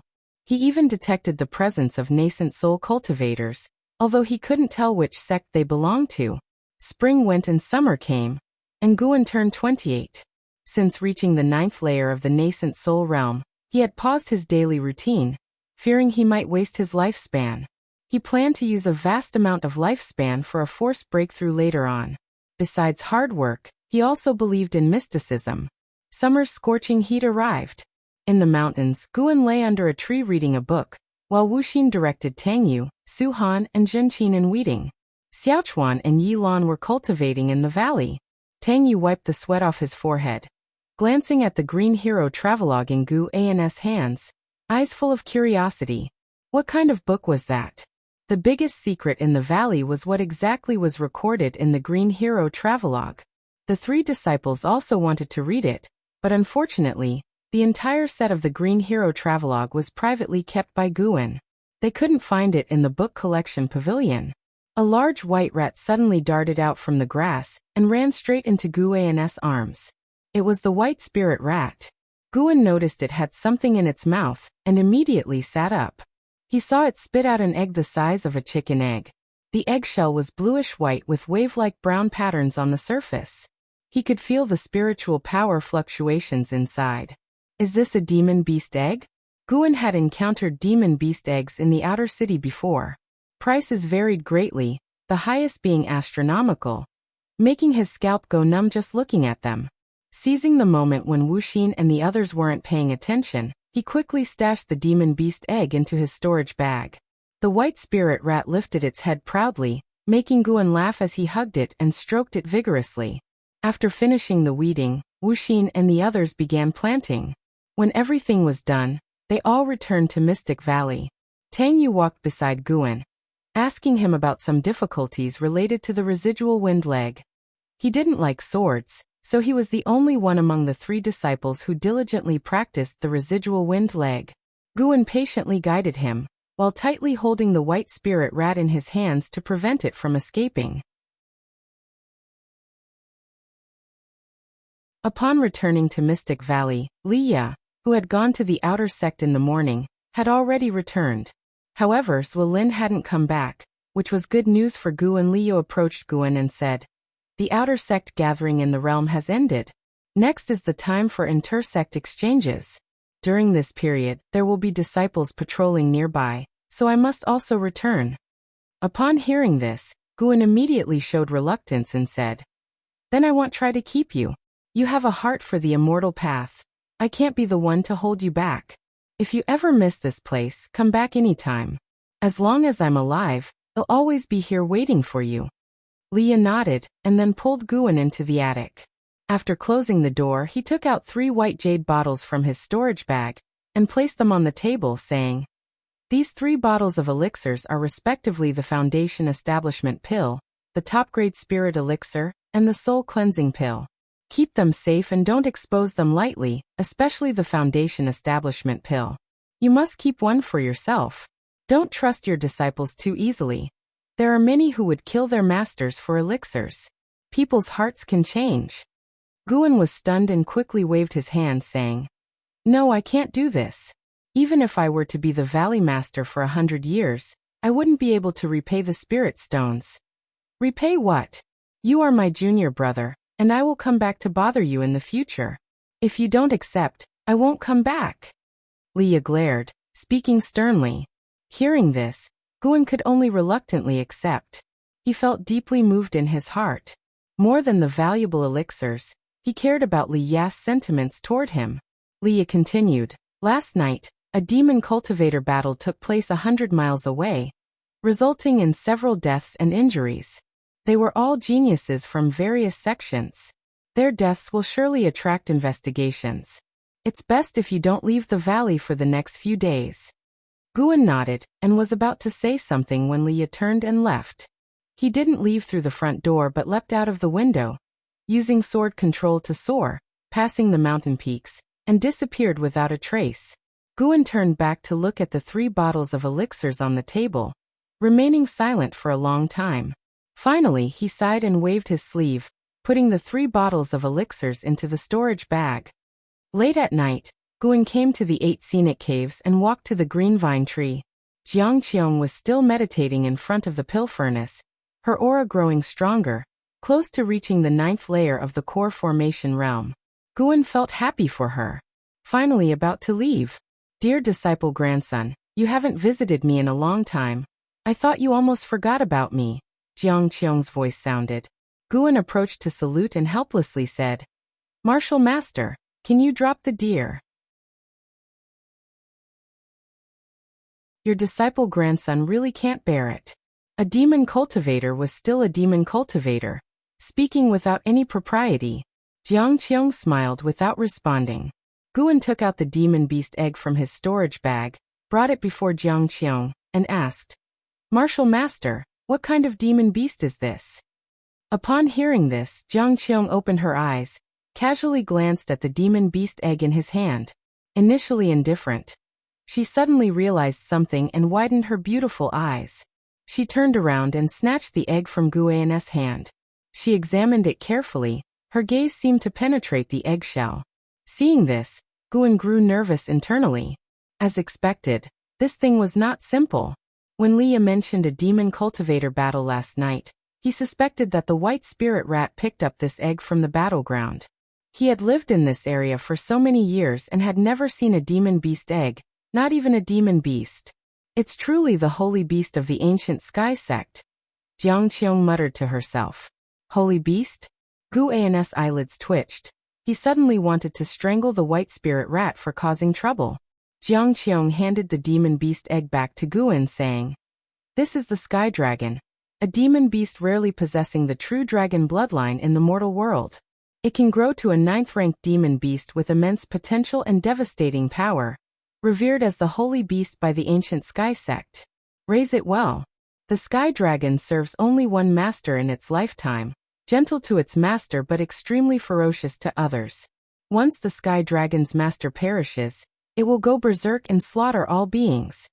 Upon hearing this, Guan quickly said, "With such power, it is better suited for you, Martial Master. You could use an assistant in the immortal cultivation world." "Are you serious?" Qiong asked with a half-smile. Guan nodded sincerely. Seeing this, Qiong's face softened, feeling moved. Thinking back, since they met, this boy had always been respectful. He never slacked off in her orders. His current words might not be feigned sincerity. Qiong had faked her death for 70 years due to betrayal, which led to her current situation. Over the years, she had harbored hatred for many. When she first met Guan, she was full of caution, so after recovering her body, she tested him. Qiong forcibly put the sky dragon egg back into Guan's hands. As their hands touched, he felt a hint of chilliness. "Don't refuse. The green vine tree needs strong protection. Keeping the sky dragon here ensures it won't be exposed," Qiong said seriously. Hearing this, Guan found it reasonable. This way, it could also prevent anyone from stealing herbs or flowers. Guan sighed, "All right." Qiong began to tell stories about the sky dragon and its habits, helping him gain more knowledge. The more Guan listened, the more excited he became, looking forward to the sky dragon. Finally, he left the sky dragon egg under the green vine tree for Qiong to nurture. In the following month, the number of cultivators passing over Mystic Valley gradually decreased. Finally, there were 3 consecutive days without any passing cultivators, prompting Guan to leave the valley. He had side jobs to do, which were also significant sources of lifespan income that he couldn't miss. Compared to fighting and killing, Guan preferred earning lifespan steadily and safely. At midday, he first went to Chun-Li's cave. Chun-Li wasn't in, so he took 30 minutes to tend to the medicinal herbs before leaving. The next stop was Li Xuanye's cave. Li Xuanyu wasn't there either, so Guan got to work. As expected of a princess, Li Xuanyu had recently planted another batch of 5th-rank medicinal herbs, which made Guan look forward to it. 5th-rank medicinal herbs took at least 5 years, sometimes more than 10 years to mature. Fortunately, Guan could afford to wait. However, just as he was about to finish, Li Xuanyu returned.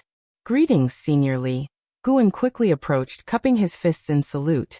Li Xuanyu, dressed in white, still looked so cold and holy. However, Guan could sense her unstable aura. "Injured again. She really loved to fight," Li Xuanyu said softly. "Since you are Li Ya's junior brother, there's no need for you to call me senior. You may call me senior sister." Hearing this, Guan could only comply and greeted, "Senior sister." Li Xuanyu glanced around the cave and said, "You've done well. Do you need me to recommend this job for you? If I speak for you, those employers would give me some face and won't treat you unfairly." "Yes, thank you, Senior Sister Li," Guan answered quickly. He was waiting to save up 10,000 years of lifespan to break through the level above the Nascent Soul Realm, so he wouldn't refuse help. Li Xuanyu nodded and said, "Come back in a month." Guan saluted and then left. After he left, Li Xuanyu went to the bed and began healing her wounds, her face quickly turning pale, completely bloodless, then spitting out a mouthful of black blood on the ground. Outside the cave, Guan felt her aura suddenly become chaotic, probably due to her injuries flaring up, but he didn't stop. He didn't know how to heal wounds, and he didn't want to get too involved with Li Xuanyu. After the outer sect gathering concluded, time in Mystic Valley passed as quickly as it had before. When Guan saw Li Xuanyu again, her injuries had mostly healed. Under her guidance, he met 5 outer disciples, bringing the total to 7 outer disciples' caves he helped manage. Because each cave situation was different, he had to leave the valley every 3 to 4 days. For convenience, he raised his apparent cultivation level to the 6th layer of the energy cultivation realm. Every time he went out, he used the sword control technique, as the spiritual energy of the 5th layer wasn't enough for him to travel back and forth in a day. He avoided using the heavenly residence sword, instead, footing on a common flying sword, an ordinary magic artifact obtained from the outer sect, for the sake of appearances. Summer turned to autumn, with falling leaves blanketing Mystic Valley. After autumn, winter snow covered Mystic Valley in white. One day, Guan was in the attic, writing with a brush. Having read the Green Hero travelogue many times, he wanted to write one himself. It so happened that during his last visit to the outer sect, he discovered that writing books could earn spirit stones, though the review process was stringent. With his background as a reincarnated person from Earth, he decided to astonish the Supreme Sect a little. By earning more spirit stones, he could buy more seeds.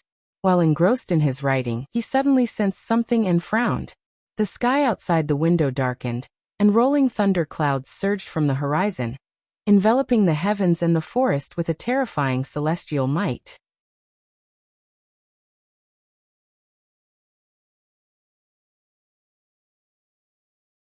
Chapter 32. Duel on a Snowy Night, Nascent Soul versus Nascent Soul. Is this crossing thunder tribulation? Guan looked at the thunderclouds outside the window, his brows gradually relaxed, and a look of curiosity appeared on his face. He was not worried, as he felt the celestial might was far from Mystic Valley. Those sweeping the snow in the garden, Tang Yu Suhan, and Zhen Qin, turned to look, and Yi Lan, who was meditating in the forest, also opened her eyes. Xiaochuan walked out of his house and looked at the rolling thunderclouds in the sky. Wuxia was meditating on the mountaintop. The flying snow couldn't cover his figure. He gazed at the horizon, his brows furrowed. Such powerful sword intent. Wuxia murmured to himself. Although his cultivation was low, he came from the Thousand Autumn Pavilion and had a lot of knowledge. The entire sky was quickly covered by thunderclouds, resembling a boundless ocean with towering waves. The snowy forest fell into darkness, and the wind between heaven and earth grew stronger, causing the forest to sway and shedding pieces of snow. Guan was disturbed by this celestial might that he had no heart to write. He got up and went downstairs, calling the disciples to look after each garden area.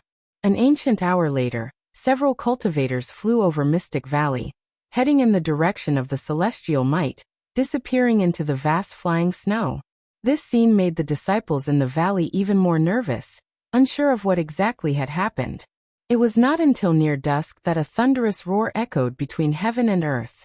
Guan stood on the mountaintop and saw in the distance, at the horizon, lightning and thunder intertwining at a certain point on the ground, forming a huge fan shape, extremely spectacular. The radiance of thunder shone on his face, and his black robe fluttered in the wind. Thunder tribulation is so terrifying. No wonder I failed so many times during simulated cultivation. Guan sighed inwardly, finally dispersing the grievances he had suppressed for many years.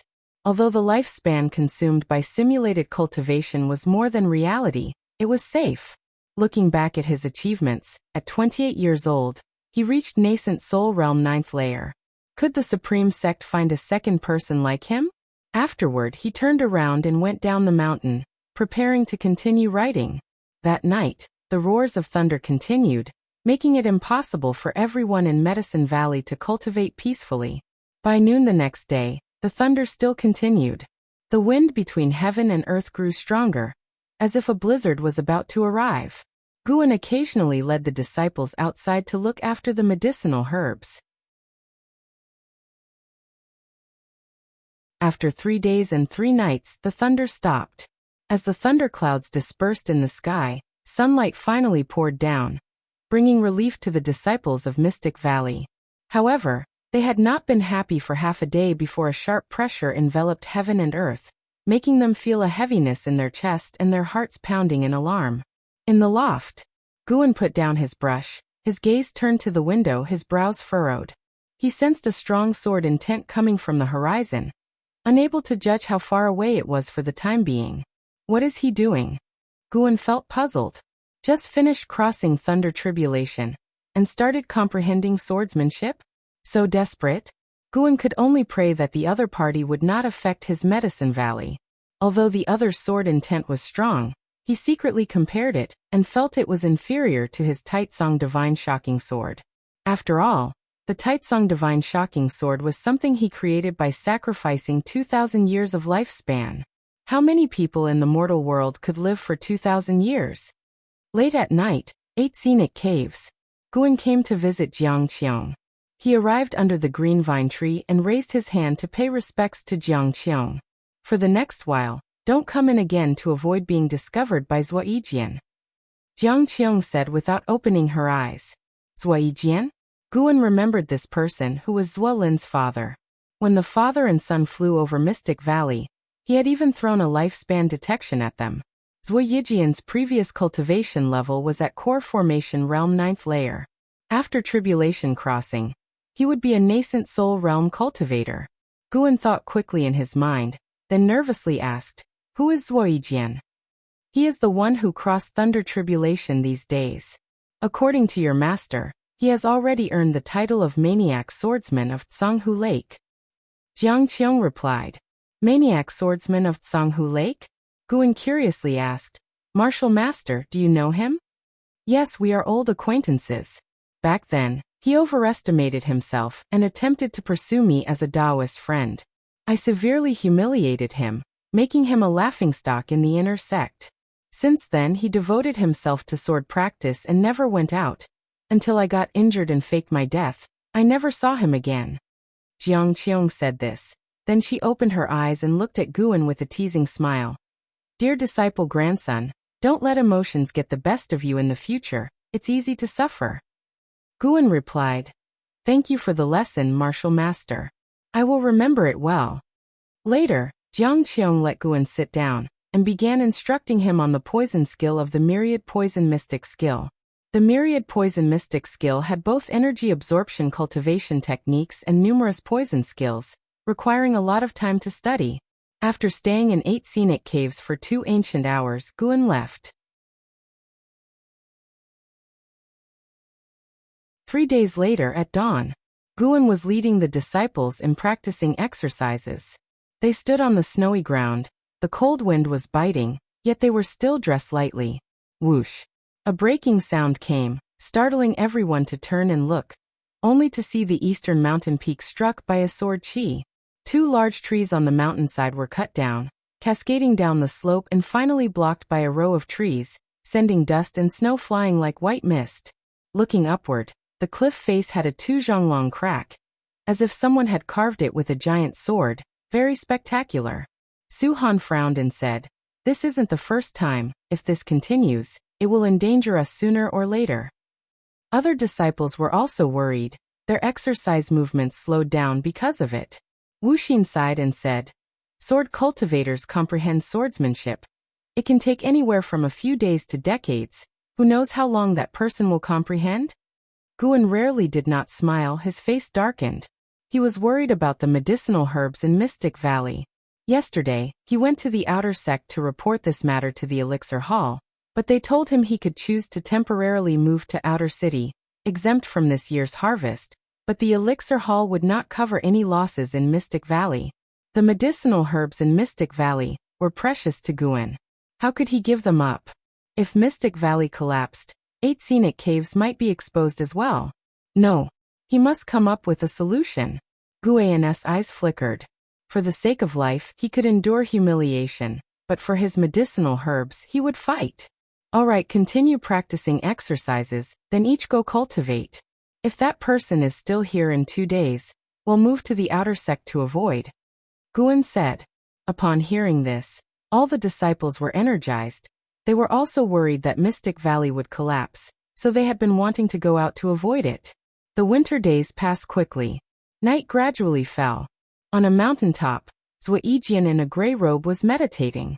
In front of him stood 5 swords, each with a different shape, even the blades' width varied. Under the night, with snow flying, the snow falling on him melted quickly, turning into wisps of white vapor, making his aura appear more powerful. On a mountain peak 100 zhang away, Ziwei was meditating on the cliff edge, surrounded by 3 large flags. The flags fluttered, and when sword chi struck, an invisible barrier dissipated it, leaving him unhurt. Although uninjured, the booming sound of sword chi hitting the formation woke Ziwei. He looked up at his father, frowning. Envy showed in his eyes. People say dragons have dragon offspring, phoenixes have phoenix offspring. Why didn't he inherit his father's sword Dao comprehension? Feeling his father's powerful sword intent, Ziwei was fascinated. Even though his spirit root qualification was outstanding and his energy absorption speed far exceeded his peers, he only wanted to become a powerful sword cultivator like his father. If not for studying swordsmanship, his cultivation realm would be far beyond foundation establishment realm second layer. Sigh. Ziwei sighed and prepared to continue his sword enlightenment. He didn't believe he couldn't make a name for himself in the sword Dao. Just as he was about to close his eyes, he suddenly saw his father stand up, making him freeze. Is it over? Ziwei stood on the mountaintop, facing Ziwei's direction, but his gaze was higher, staring at a higher mountain in the distance. The night was deep, no one could be seen, yet he sensed a sword intent locking onto him. The 5 treasure swords in front of him began to tremble, as if facing a formidable enemy. Ziwei also stood up and asked loudly, "Father, what's wrong? Did you succeed?" Ziwei did not answer, but asked, "I wonder which Taoist friend has arrived. Why not show yourself?" 10 li away. Guan, in white clothing, stood on the mountaintop, a wooden mask on his face, spiritual power covering his face under the mask to avoid divine sense detection. His white clothes fluttered, blending with the snowy background.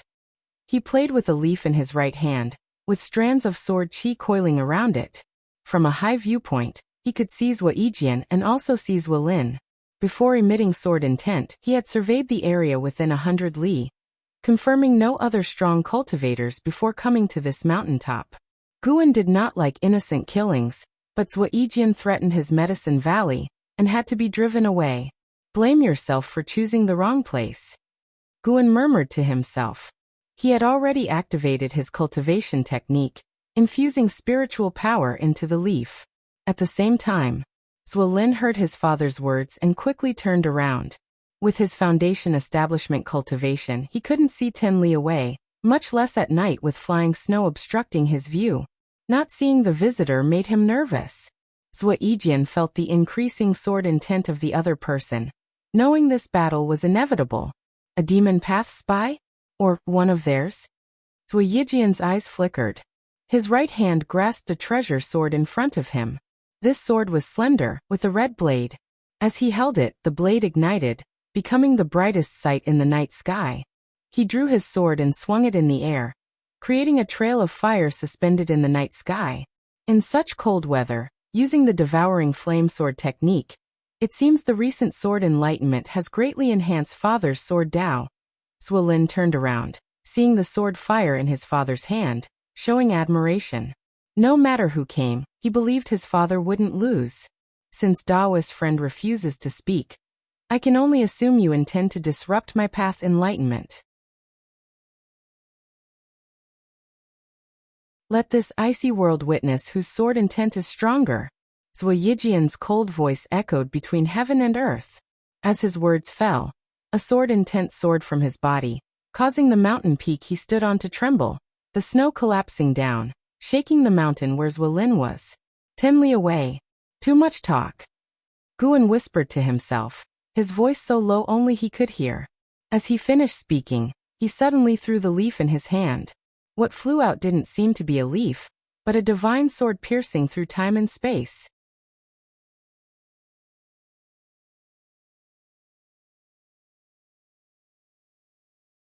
Chapter 33.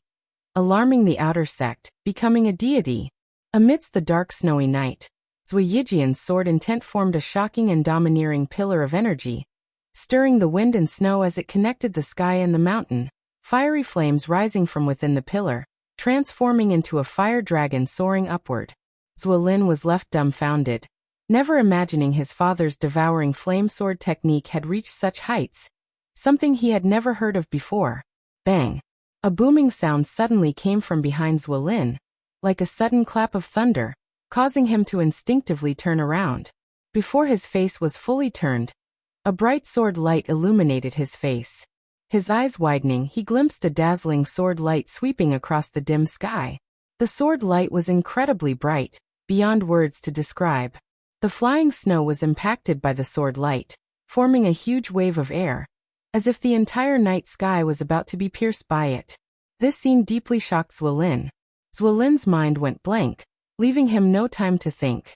The dazzling sword light streaked through the night sky, flying over his head. The wind it created instantly activated the formation around him. A protective shield appeared around him, violently fluctuating, on the verge of breaking apart. Under Ziwei's gaze, the brilliant sword light collided with Ziwei's sword intent with an unstoppable force. Ziwei reacted faster than Ziwei, but not fast enough to match his opponent. He had no time to perform sword techniques, relying solely on his sword intent to forcefully resist. Bang! The terrifying pillar of energy enveloping him was directly shattered, the crimson flame dragon instantly dissipating into smoke. Ziwei's sword intent forcibly shattered. His robe was torn open, blood spurted from his body surface. His eyes widened, reflected in his pupils was a single leaf. How is this possible? This thought flashed in Ziwei's mind. He didn't even have time to feel fear as the leaf pierced his shoulder. The terrifying sword chi burst forth, pushing him backward, crashing through several mountain bodies, and finally smashed into the mountain forest 10 miles away. A trail was shot through the night sky, the surrounding snow vaporizing into mist when it neared, suspending among the mountains, incredibly spectacular. On the mountaintop, Ziwei stood within the formation, looking in disbelief at the direction where his father had disappeared. He collapsed to his knees, unable to accept what he had witnessed. His invincible father actually lost, and lost without any means of resistance, 10 miles away, on another mountaintop. Guan maintained the gesture of waving his hand. The cold wind laced with flying snow made his white robe flutter violently. His gaze under the mask was so calm. How can your 100 years of Tao level withstand my 2,000 years of lifespan investment? Guan thought to himself, knowing he had already shown mercy, aiming at Zui Yijian's shoulder instead of his head. He turned and left, disappearing into the vast snow, as if he had never been there. In the morning, Guan, as usual, led the disciples in exercises. Zhenqin twisted her waist while looking at the sky, saying, "The snow seems to be lighter today." Wuxia looked into the distance, saying, "It's not just the snow, that powerful sword intent has also vanished." Hearing this, the other disciples immediately became excited. Could that person already be gone? It's possible. It's said that sword cultivators seeking sword enlightenment need to find places with beautiful scenery to comprehend nature. Our area isn't considered a blessed land. Don't be careless. What if he's just napping? Did you forget the thunder tribulation a few days ago? A great cultivator of that level needs to nap? Listening to their argument, Guan couldn't help but laugh.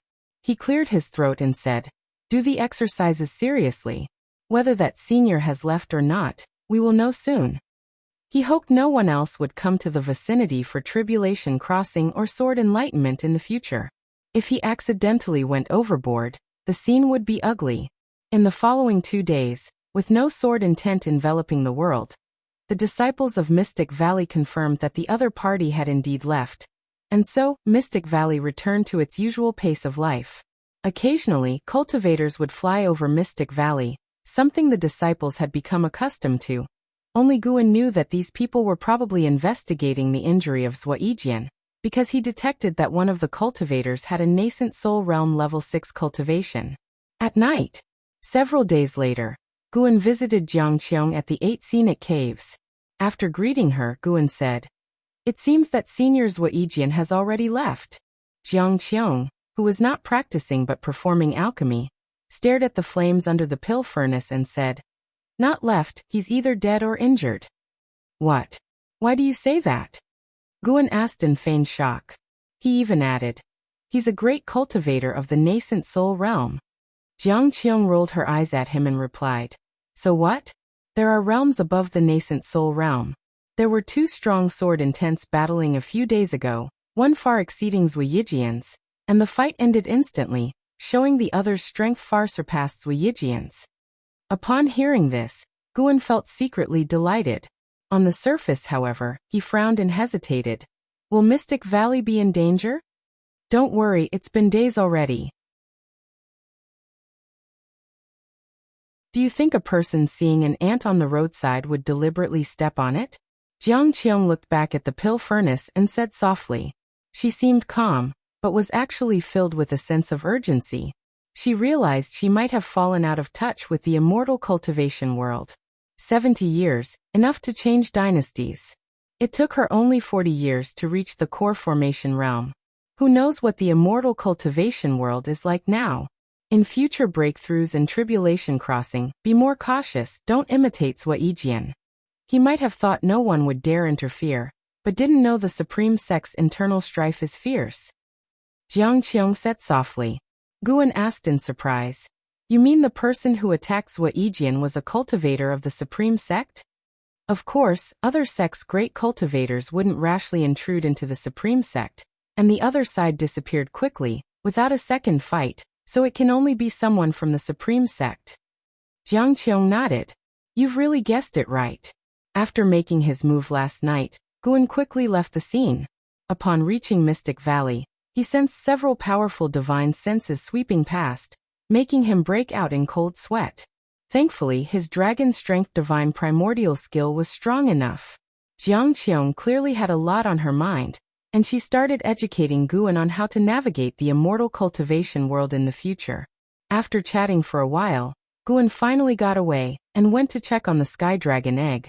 The sky dragon egg was placed under a tree by Jiang, surrounded by hay, with numerous talisman papers underneath, inscribed with Qiong's spells to help the egg better absorb nature's spiritual energy. What will the sky dragon look like when it hatches? Guan began to fantasize about the scene of riding a true dragon and traveling across the mortal world. The news of Ziwei being seriously injured had a greater impact than Guan had anticipated. Even after more than half a month, when he came to the outer sect, he often heard people mentioning it along the way. Previously, news of Nascent Soul Realm cultivators was rare in the outer sect, but now the entire city was talking about Ziwei, possibly because he just crossed a tribulation.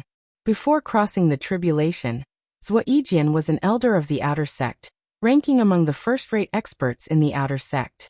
Guan followed Elder Zhu Qinglu of the Elixir Hall to the Book Collection Hall in the outer sect.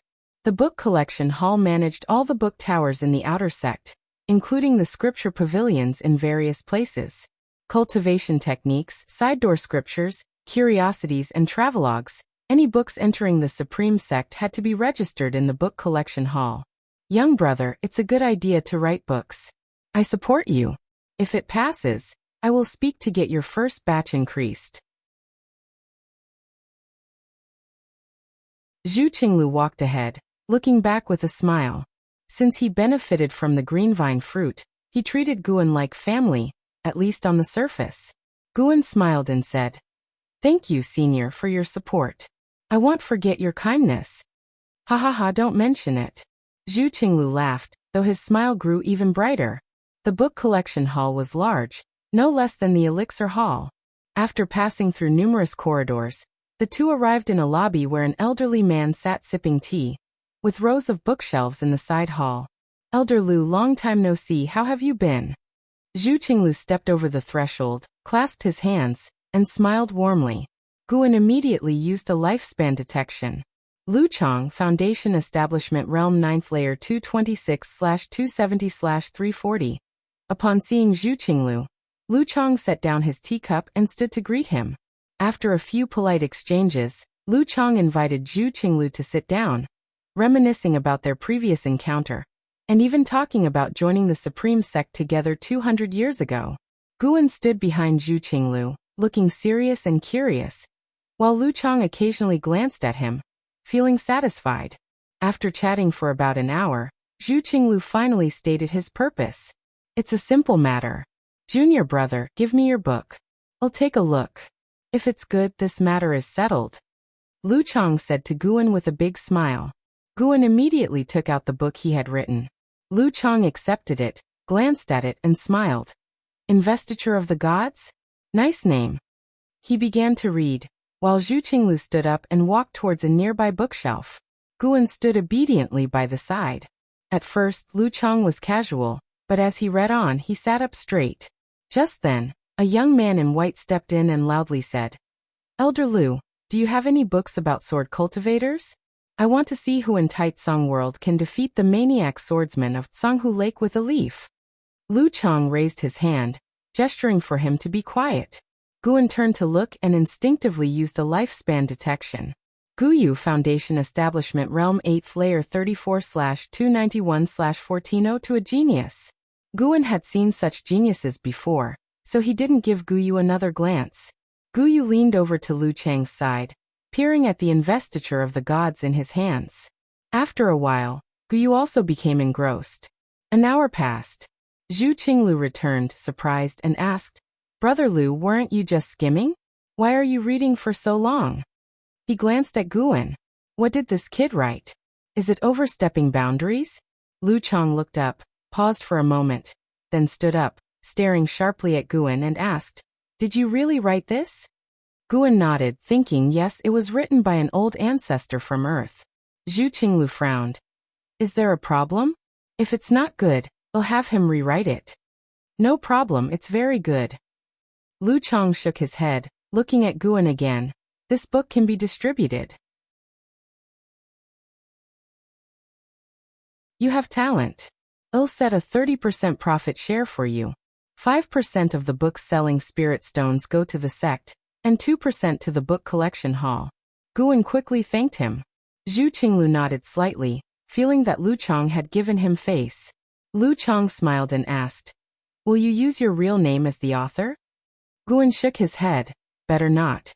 I fear future troubles. Then use the name Panin, he said.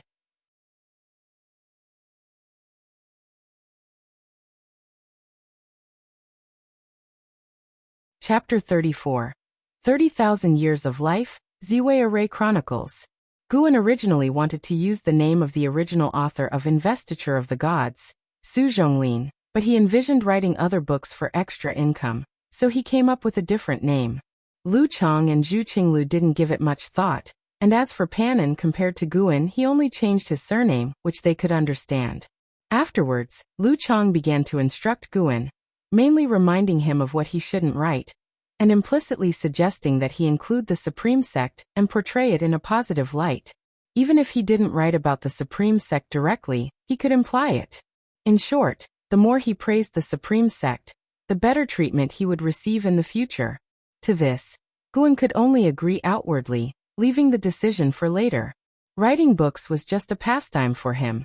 He wouldn't spend too much effort on it. Once Lu Qiong finished speaking, Guyu came over excitedly and asked, "Brother, have you written any other books?" Guan shook his head and said, "This is my first time writing." "Ha ha ha, not bad, not bad. I have high hopes for you. Maybe you could surpass Green Hero's status within the Supreme Sect," Guyu said, patting Guan's shoulder with a friendly look. Guan sparked with interest and asked, "Do you know Green Hero?" Guyu raised an eyebrow and said, "You like his travelogue too?" "I don't know him. I only know that he's a cultivator from the Supreme Sect." I asked Elder Lu, but he wouldn't say anything. Lu Qiong laughed heartily, pulling Zhu Qinglu aside and saying, "Accompany me for a walk, let's catch up and let the juniors chat." Zhu Qinglu nodded, and the two quickly left the main hall. Guyu then questioned Guan about the details of writing Investiture of the Gods. Seeing Lu Cheng's favorable attitude towards Guyu, Guan patiently answered. After a whole ancient hour passed, Guan finally left the book collection hall following Zhu Qinglu. The disciple named Guyu has an extraordinary background. It's rare for Lu Qiong to treat a junior this way. Zhu Qinglu remarked with meaning. Guan nodded, but he had no intention of forming a close relationship with Guyu. Such people could make his life unstable. The two didn't travel together for long. After parting, Guan began to purchase medicinal herb seeds and some clothes. It wasn't until nightfall that he returned to Mystic Valley. Days passed one by one. A New Year's spring came again. The second spring festival in Mystic Valley went even more smoothly, without any setbacks, and the atmosphere was much more joyful than the first year. As usual, Guan delivered food to Jiang Qiong. He began calculating the days, preparing to see Jiang Qiong off. After Jiang Qiong left, he planned to make a big move in the 8 scenic caves, filling it with spirit flowers and spirit grass. When the new spring ended, Guan brought Wuxia to the outer sect and selected 3 more servant disciples. This time 2 women and 1 man, named Yan Mei, Yang Min and Yi Yan respectively. All 3 were the same age, merely 18, and they looked forward to the life in Mystic Valley. Becoming a servant disciple not only allowed them to earn spirit stones, but also gave them a chance to learn their master's spells. This time, Guan wasn't just recruiting servant disciples, but also intended to make Wuxia fully accustomed to his status as a senior disciple, so he could run errands in the future. After returning to Mystic Valley, Guan let Wuxia introduce the 3 to the others in the valley, while he went into the northern forest to make some plans. He wanted to plant the surrounding forest full of medicinal herbs. The herbs he handed over last year already ranked in the top 10 of the Outer Sect's Medicine Valley. Zhu Qinglu valued him even more and improved his treatment. Now he supported 9 servant disciples, more than enough, and he even considered recruiting more. People rarely settled for their current situation. Guan had such thoughts about his annual lifespan income. He would be upset if it didn't grow as much as last year. Standing under a tree, Guan scanned the forest and began drawing a blueprint for the area in his mind. The white spirit rat suddenly darted out of the forest. Seeing it, Guan both had a headache and was full of anticipation. He feared it would bring trouble, yet he hoped it would bring treasures. It hopped to Guan's feet, spitting out a jade ring from its mouth.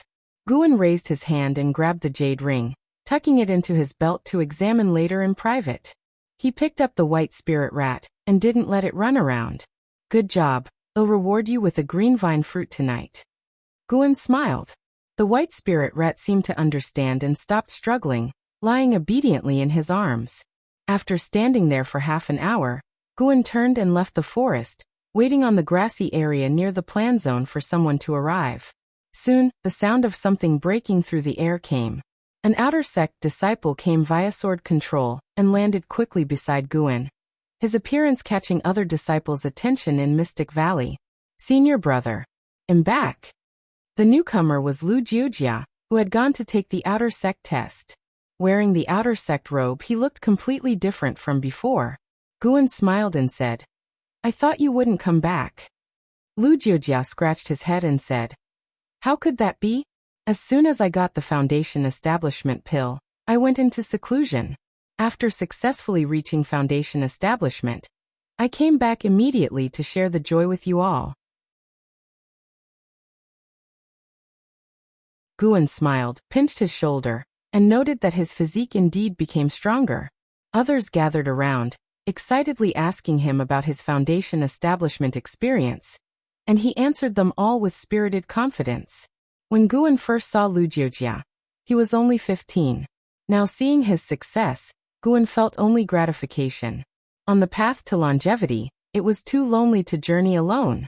If those they interacted with could end well, he would have fewer regrets. Lu Jiujia's return brought excitement to Mystic Valley, greatly encouraging the newly arrived Yan Mei, Yang Min and Yi Yan. They saw a path for advancement. Working hard in Mystic Valley offered the hope of promotion to the outer sect.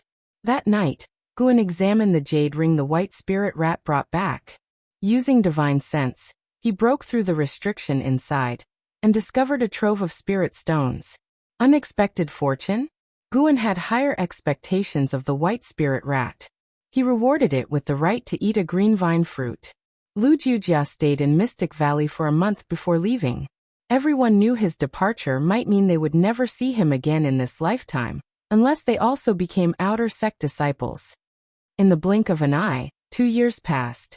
Guan was now 30, but after consuming the youth-preserving pill, he looked just around 20. His lifespan had exceeded 30,000 years.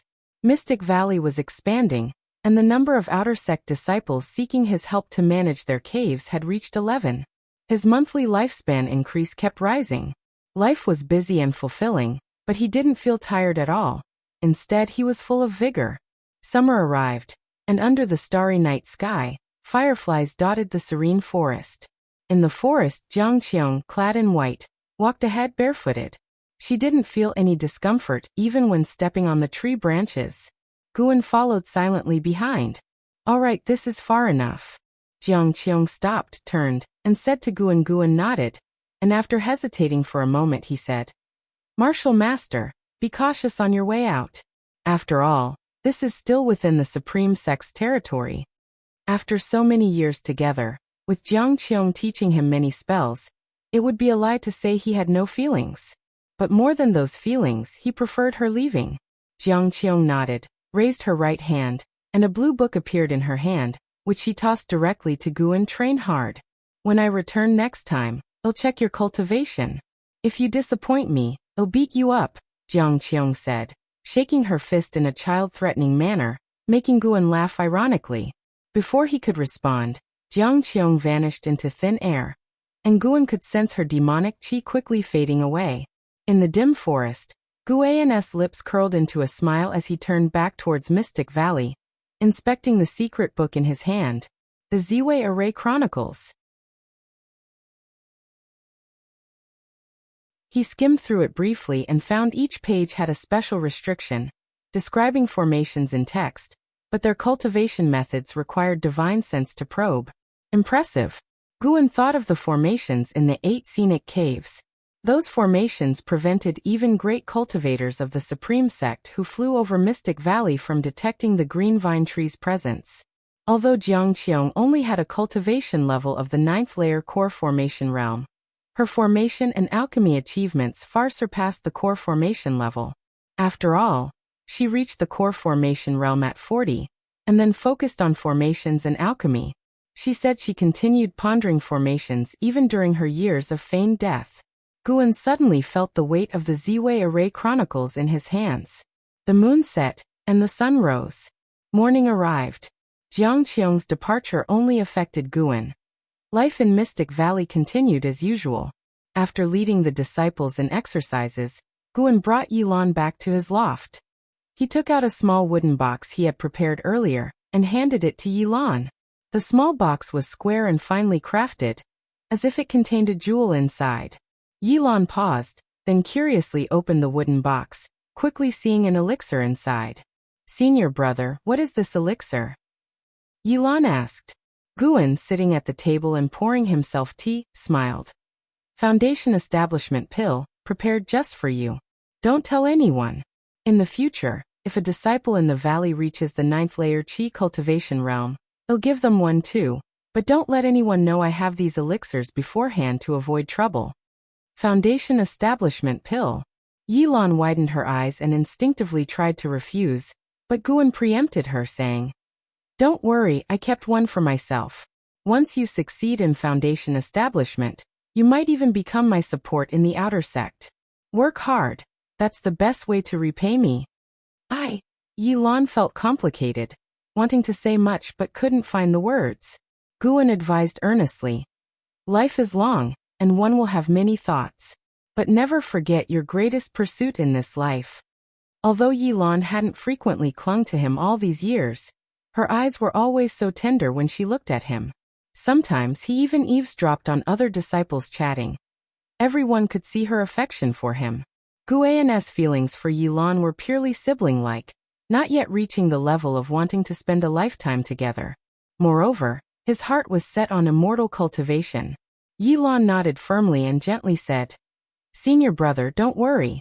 I will train hard and not disappoint you. I'll strive to climb higher and take care of you in the future." As she said this, she winked at Guan. Guan smiled and motioned for her to leave. Yilan carefully put away the Foundation Establishment pill and turned to leave, closing the door behind her. But just before it shut completely, she added, "Senior brother, no matter where I go, I won't give my heart to any other man. You will be the only one in my heart." With that, she quickly shut the door and left as if fleeing.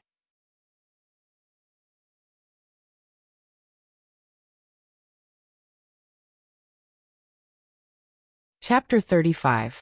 Flying Leaf Sword Immortal, Divinity Transformation Realm Inheritance.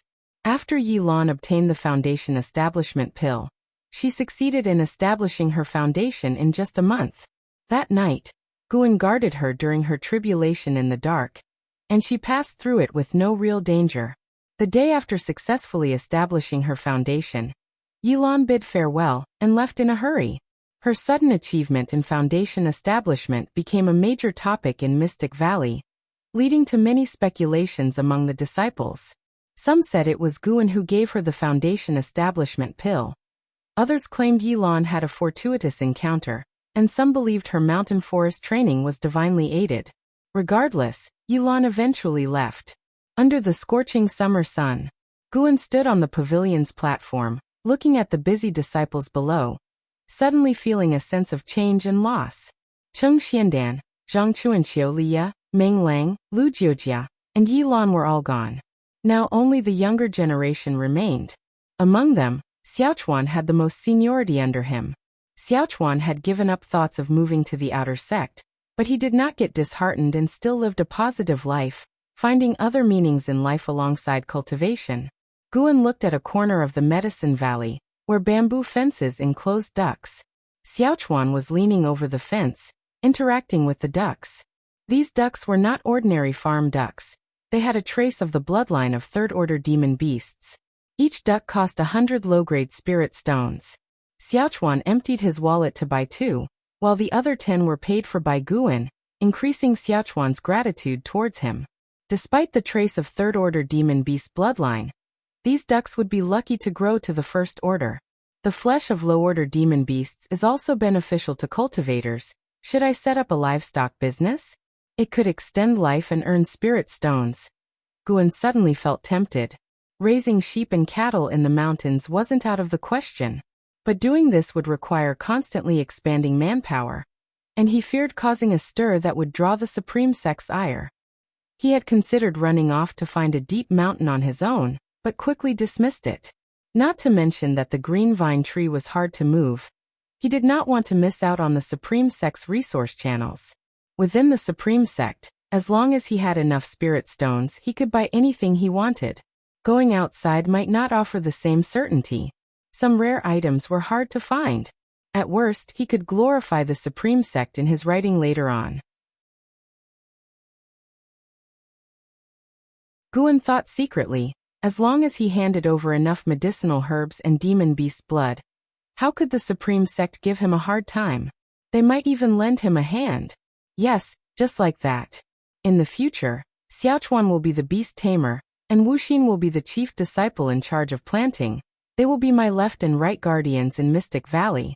The more Guan thought about it, the more feasible it seemed. He began planning. Earlier, the jade ring found by the white spirit rat contained a large sum of wealth. He calculated it to be worth 2 million low-grade spirit stones, equivalent to 200 top-grade spirit stones. Enough for him to expand significantly. He decided to act. Guan called out to Xiaochuan, who immediately ran over and leaped onto the platform. "Senior brother, what's the matter?" Xiaochuan asked. Guan shared his idea, and Xiaochuan's eyes lit up, growing more excited the more he listened. The two quickly agreed. In the end, Guan sent Xiaochuan to the outer sect with a list to acquire necessary items, and Xiaochuan set off on the same day. Xiaochuan also knew the sword control technique, but his spiritual power was insufficient, requiring 2 days for the round trip with a night's rest in between. 3 days later, Xiaochuan returned and handed Guan the prepared list, chattering excitedly. He had met Lu Jujiao in the outer sect, who personally took him to inspect the demon beasts, saving a lot of trouble. After discussing, Guan decided to buy 50 young beasts first to test the waters, as only with such a quantity would the outer sect's beast hall agree to transport them to Mystic Valley. After a day's rest, Xiaochuan set off with spirit stones provided by Guan, accompanied by Tang Yu and Su Han, both at the 5th layer of the energy cultivation realm, adding to their presence. If not for a batch of medicinal herbs nearing harvest, Guan would have gone personally to avoid being deceived. Fortunately, nothing like that happened. The Supreme Sect was indeed a reputable sect. 5 days later, Xiaochuan and the others returned by sword, followed by 3 two-horned white eagles with 5 zhang wingspans. On the eagles' backs stood cultivators, and their claws carried large cages containing young lambs. These lambs did not have grown horns and the flight was smooth, thanks to talisman papers on the cages. After landing, Guan went forward to thank them. The 3 medicine hall disciples were not overly friendly, but did not embarrass him either. After exchanging pleasantries, they left on the eagles. "Xiaochuan, these lambs cost me 1,000 low-grade spirit stones. You must take good care of them," Guan said, patting Xiaochuan's shoulder meaningfully. "Not just spirit stones, but my very life. These lambs would have the strength of the first order when grown, equivalent to the 3rd layer of the energy cultivation realm, though they couldn't develop human-like spiritual wisdom."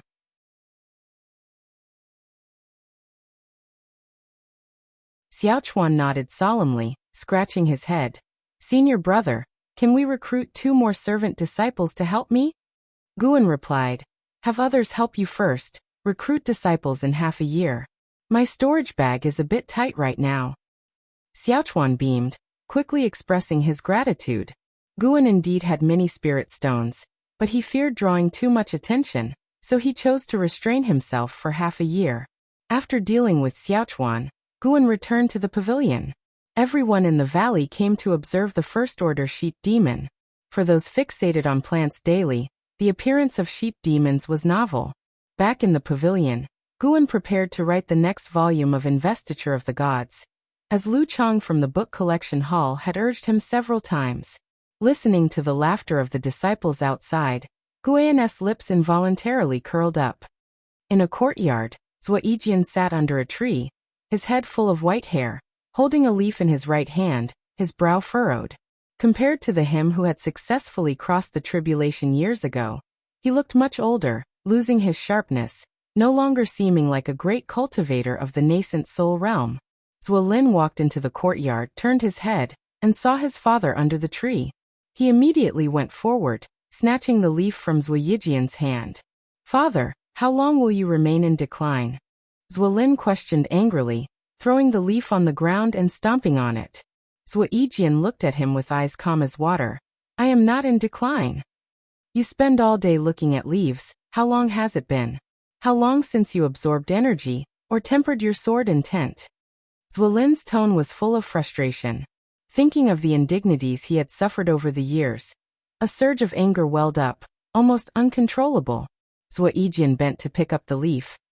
"Then before, when you held your sword deep in thought, not absorbing energy, what was it for? With your sword, were you more diligent than I with my leaf?" Zuelin was at a loss, his face flushing. "A sword is a sword, a leaf is a leaf. I couldn't grasp sword Dao and thus sat in contemplation. But are you pursuing leaf Dao? But the flying leaf sword Immortal defeated me with just a leaf. Do you think his leaf wasn't a sword? That's different. True sword Dao is never confined to a specific sword." Zueyijian said softly, refocusing on the leaf in his hand, his gaze becoming distant. Zuelin cursed inwardly, reaching into his storage bag to pull out a book. "Father, look at this book, called Investiture of the Gods. It has spread through the immortal cultivation world in the past 2 years. Many sects are reading it. Some say it records an ancient era's war of cultivation." Zueyijian remained indifferent. Zuelin placed the Investiture of the Gods at his feet, and then turned to leave. As soon as he left the courtyard, he couldn't resist pulling out another copy of Investiture of the Gods from his storage bag. Zueyijian continued to daydream. After an unknown amount of time, he finally blinked and glanced at the Investiture of the Gods on the ground. In autumn, Mystic Valley was covered in yellowish hues. In the pavilion, Guan sat drinking tea with Liye, who was passionately talking while holding a book. It was Investiture of the Gods. In the past 2 years, the Supreme Sect has been in the spotlight. First, the Flying Leaf Sword Immortal defeated the maniac swordsman of Tsanghu Lake, a nascent soul realm cultivator, with just 1 leaf, becoming famous in the immortal cultivation world. Second, this Investiture of the Gods, with its grand immortal cultivation stories and incredible spells, has everyone talking. Some even say it might record a true ancient era story. Listening to Liye's praise of Investiture of the Gods, Guan frowned. Is it really that popular? But his share of the profits wasn't much. Is the book collection hall taking a cut? Or are other sects reading pirated copies? Come to think of it, the immortal cultivation world doesn't care about copyrights. Liye spoke at length before finally ending. I wonder who this Panin is, truly a talent. I wish to meet him. Even inner sect disciples and inheriting disciples are reading this book. Guan asked curiously. Is it that amazing? I should read it and see if it can compare to Green Hero Travelogue. That low-class book can't compare to Investiture of the Gods, Liye scoffed. Guan only smiled. Liye set down his book, picked up his teacup, and drank it in one gulp. I'm leaving soon, going out to train. I might not return for 10 years. For him, 10 years wasn't much, but for junior brother Gu it was different. So he came to inform him. Guan wasn't surprised. Cultivators couldn't stay in the sect forever. They needed to go out to train, seek opportunities, and cultivate both their Dao and their heart. Do you have a goal?